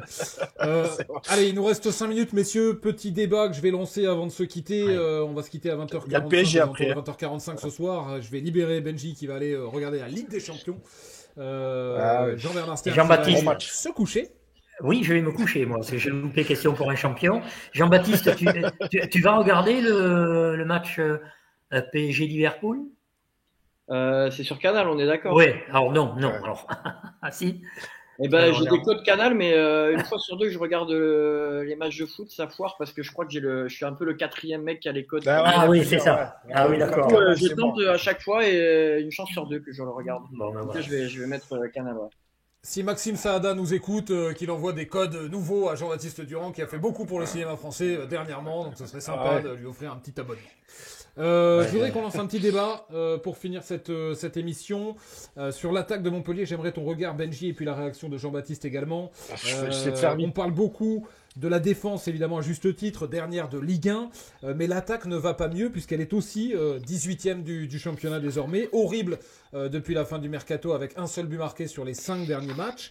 Elle n'était pas tellement mieux avant puisqu'on était à 20 buts sur les 19 premières journées. 3 hommes, évidemment, dans le collimateur, en plus des jeunes Ndiaye et Mahama qui sont censés apporter dans cette attaque décimée par le mercato. Kazri, Koulibaly, Delors. Je pourrais vous donner des stats éventuellement après, mais on ne marque plus. Benji, on dit toujours que pour se sauver ou pour à peu près tenir la route, il faut un grand gardien, une bonne colonne vertébrale et donc un grand attaquant. Aujourd'hui, Montpellier en est dépourvu. Est-ce que là aussi... c'est alarmant dans la course au maintien de n'avoir plus rien? Faut pas être un expert du foot. C'est pour ça que je t'ai parlé du but d'Andy refusé, qui pour moi est un tournant négatif de ce qui s'est passé, parce qu'il met un super but, et s'il marque, je pense que ça peut le relancer un petit peu. Le déclic, il aurait été là. Mais après, il faut pas être un expert du foot pour savoir que tu perds tes 3 offensifs titulaires au mercato d'hiver, Norden, Tamari, Accor Adams. Alors les gens ils vont me dire c'est vrai qu'on était relégable aussi, il n'y a pas de souci, mais au moins tu avais du poids et à tout moment Tamari comme contre Monaco pouvait te faire un exploit. Là on a un joueur qui est en méforme totale, qui est seul devant, Koulibaly qui est blessé et qui je trouve, après on se contente de ce qu'on a, mais qui est l'un des plus remuants. Mais bien évidemment que le secteur offensif, à un moment donné, comme avait dit Gasset, il va falloir que Kazri, Andy, quelqu'un mette un coup de patte. J'étais persuadé qu'il avait fait Andy contre Rennes et que ça allait lui débloquer pour la fin de saison un petit peu. Ça n'a pas marché. Mais en fait, il n'y a aucune surprise. Tu n'as plus personne devant. On a recruté un petit peu Andy parce qu'on avait que ça et c'était gratuit. Mais tu as perdu tous tes offensifs. Donc, le point où j'en veux un peu plus, c'est même pas pour le nombre de buts, Bertrand. Coup de pied arrêté. On excellait à l'époque avec le pied de TJ. On marquait beaucoup. Et on a des bons joueurs de tête. Sagnan, Kouyaté. On a des bons joueurs de tête. Et par contre, on n'arrive pas à se sortir d'une situation des fois en débloquant la situation sur le coup de pied arrêté. Ça fait partie aussi du problème offensif des CPA. Kazri, en effet, 6 buts en 80 matchs avec Montpellier, dont la moitié comme titulaire. Il n'a pas peu joué. C'est le même ratio, je voyais tout à l'heure, qu'à Sunderland, où il a évolué dans sa carrière. Le dernier but, c'était face à Brest en novembre 2024, et celui d'avant, c'était 1 an plus tôt, en septembre, face à Strasbourg. Strasbourg, c'est d'ailleurs, là c'était à l'extérieur, mais c'est d'ailleurs le match à domicile où Jean-Baptiste avait donné le coup d'envoi. Koulibaly, 3 buts en 34 matchs avec Montpellier, 6 buts en 74 matchs avec Stuttgart. C'est pas un attaquant au départ, Koulibaly. Je crois même qu'au PSG, il a été formé au départ latéral de formation. Et puis Delors, on sait, c'est le plus adroit des 3, mais depuis 1 an et ses soucis de santé, dont Pat Baumel nous a dit qu'il avait discuté avec lui et qu'ils étaient normalement derrière lui, quand même c'est compliqué. Il avait fait une grosse saison avec Oumsalal, il avait marqué 13 fois en 20 matchs. Et depuis, c'est 3 buts et 0 passe D avec Alger. Et on attend évidemment le déclic dont nous a parlé Pat Baumel à Montpellier, mais Pat Baumel a aussi rappelé, l'entraîneur Doumsalal, qui était l'entraîneur de Andy à Alger, il nous a aussi rappelé que Andy, malheureusement, aujourd'hui, il est privé au-delà du mercato, hein, mais il est privé de soutien dans cette équipe, il est sevré de bons ballons, il trouvait l'équipe trop étirée, il trouvait TJ Savanier très loin de lui, et puis il n'a pas les joueurs pour pouvoir l'alimenter aujourd'hui, donc c'est compliqué. Même la relation avec TJ, vas-y. Vas-y, Benjamin, Non, j'allais dire, le seul truc, TJ, je pense qu'il est resté, il devait partir, il est resté pour Andy. Pour qu'on recrée cette relation quand même là, ils sont très proches. Et même ça, on le voit plus, on la voit plus, la relation, ça fonctionne. Il est resté où est-ce qu'il pouvait aller? Vous me faites rire quand il me dit. Il est resté où? Non, là-bas, dans les pays arabes unis. Pays arabes unis, ça n'existe même pas. L'Arabie Saoudite, il devait partir en Arabie Saoudite. Et c'est très chaud. Oui. Mais écoute, tant mieux pour lui. Hein. Excuse-moi, Jean-Baptiste, je t'ai coupé. Hein. Non, pas de souci. J'avais pas commencé, t'inquiète. Non, mais après, une équipe, c'est pas à 2, c'est à 11, quoi. Donc, j'ai l'impression qu'on espère avec des espèces de clichés du foot, comme si, parce que 2 mecs s'entendent, on allait réussir. Si on prend un but à la 5e, c'est pas ça, quoi. Moi, à l'époque, les Vito Hilton, c'est un mec qui infusait l'intégralité du groupe et qui faisait que. Et on a oublié le coup de patte de Mollet aussi, qui était assez épatant sur le front. Mais non, mais après, il y a eu un coup de génie de la direction qui n'était pas de vendre un attaquant titulaire, non pas 2, mais les 3, quoi. Alors ça, je me suis dit, bon, ils assument la Ligue 2 direct, il n'y a pas de souci. Mais c'est vrai que Tamari commence à reprendre une forme très intéressante. Après, j'ai du mal avec l'idée ces leaders-là doivent créer l'exploit. Parce que ça, c'est un aveu de désespoir de devoir créer l'exploit. Oui, voilà. Tamari, j'ai l'impression qu'il commençait à infuser. Nordin, tu vois, il y avait quelque chose qui, au niveau de l'esprit, de l'attaque, il y avait quelque chose qui était solidaire, qui était intéressant. Là, si on attend des exploits, on est mort et on a. On est mal embarqué. La question est de savoir, est-ce que les dirigeants pouvaient faire autrement que de se séparer de Tamari et de Nordin? C'est la question qu'il faudrait poser, qu'il faudrait poser à Laurent Nicolin. Je pense qu'ils avaient. Je pense s'ils avaient eu le choix, Jean-Bernard. Oui, ils l'auraient pas fait. Voilà. Ils les ont regardés. Voilà, parce que comme tu dis, c'est absolument aberrant de se séparer d'autant de joueurs clés pour le coup. Hein, parce que là, c'est dans le même secteur. Dans le même secteur. Lucas nous dit qu'Azri, il a qu'un seul objectif, c'est de marquer grâce à un lob du milieu de terrain, ça en devient pathétique à force. Lucas qui nous dit toujours, on a une attaque très très moyenne, ça ne vend aucun rêve, aucune liaison entre le milieu et l'attaque. Et on a Gibbs qui nous dit, il fallait reprendre Stambouli pour l'esprit Payet dont on a parlé tout à l'heure. On en a parlé tout à l'heure, et donc, vous pouvez réécouter cette émission, la revoir, ce sera en replay sur YouTube dès demain, dès ce jeudi, ce sera également sur toutes les plateformes audio, Apple Podcast, Deezer, Spotify et j'en oublie. Et on va se quitter sur ça. Je salue aussi quand même la performance, puisqu'on est une émission multisport désormais. Je salue la performance du MHSC Volley qui s'est qualifié pour la finale de la Coupe de France qui aura lieu à la fin du mois. Et on recevra le MHSC Volley d'ici la fin du mois pour cette émission dans le Montpellier Sport Club avec un des joueurs qui va se couper les cheveux au Barbercon. On les a tous. Les volleyeurs, c'est les copains. Jean-Baptiste va venir aussi au Barbercon, mais pour la barbe. La barbe, il y a de quoi faire, un beau traçage là, il y a un truc à faire là. Il y a Patou qui nous dit ciao les gars, c'était top, merci à vous, bonne soirée à vous. 4 et au chat, c'est Genji. S'il y a le mec gentil également, ça fait plaisir de voir JB sur Twitch et force au MHSC. Lucas, pile à l'heure pour la LDC, je comprends pourquoi l'émission était avancée. Jean-Baptiste Durand, un immense merci, j'ai eu beaucoup de plaisir à t'avoir avec nous, c'est vraiment régal. C'était génial. Moi aussi, Et voilà, les gens vont pouvoir se régaler avec le replay et à une prochaine. On va suivre avec attention, parce que moi je suis un passionné de sport mais aussi de cinéma, donc on va suivre avec attention tout ce que tu vas faire dans les prochaines semaines et on ira voir tes films et j'invite tout le monde à voir Miséricorde, j'invite tout le monde à voir Chien de la Casse si c'est pas déjà fait. Chien de la Casse, il est sur Netflix là où maintenant on peut le en plus voir. Ah oui. Exactement. Moi Miséricorde, je vais le regarder car j'avoue humblement ne pas l'avoir vu. Eh ben il faut. Voilà, merci beaucoup Jean-Bernard Bye bye. Merci beaucoup Benjamin Dessau, merci Jean-Baptiste, merci à Alexis qui était avec nous tout à l'heure, le Brun. Et à mercredi prochain, on est sur un autre gros invité. Pour mercredi prochain, Benji, on sera à 20h, pas à 19h. 20h, 22h, le Montpellier Sport Club. Bonne soirée à tous. Et le gros invité, c'est qui le gros invité? Bonne soirée. Tu verras. Ciao. Ah d'accord. Bye bye. Ciao. Ciao.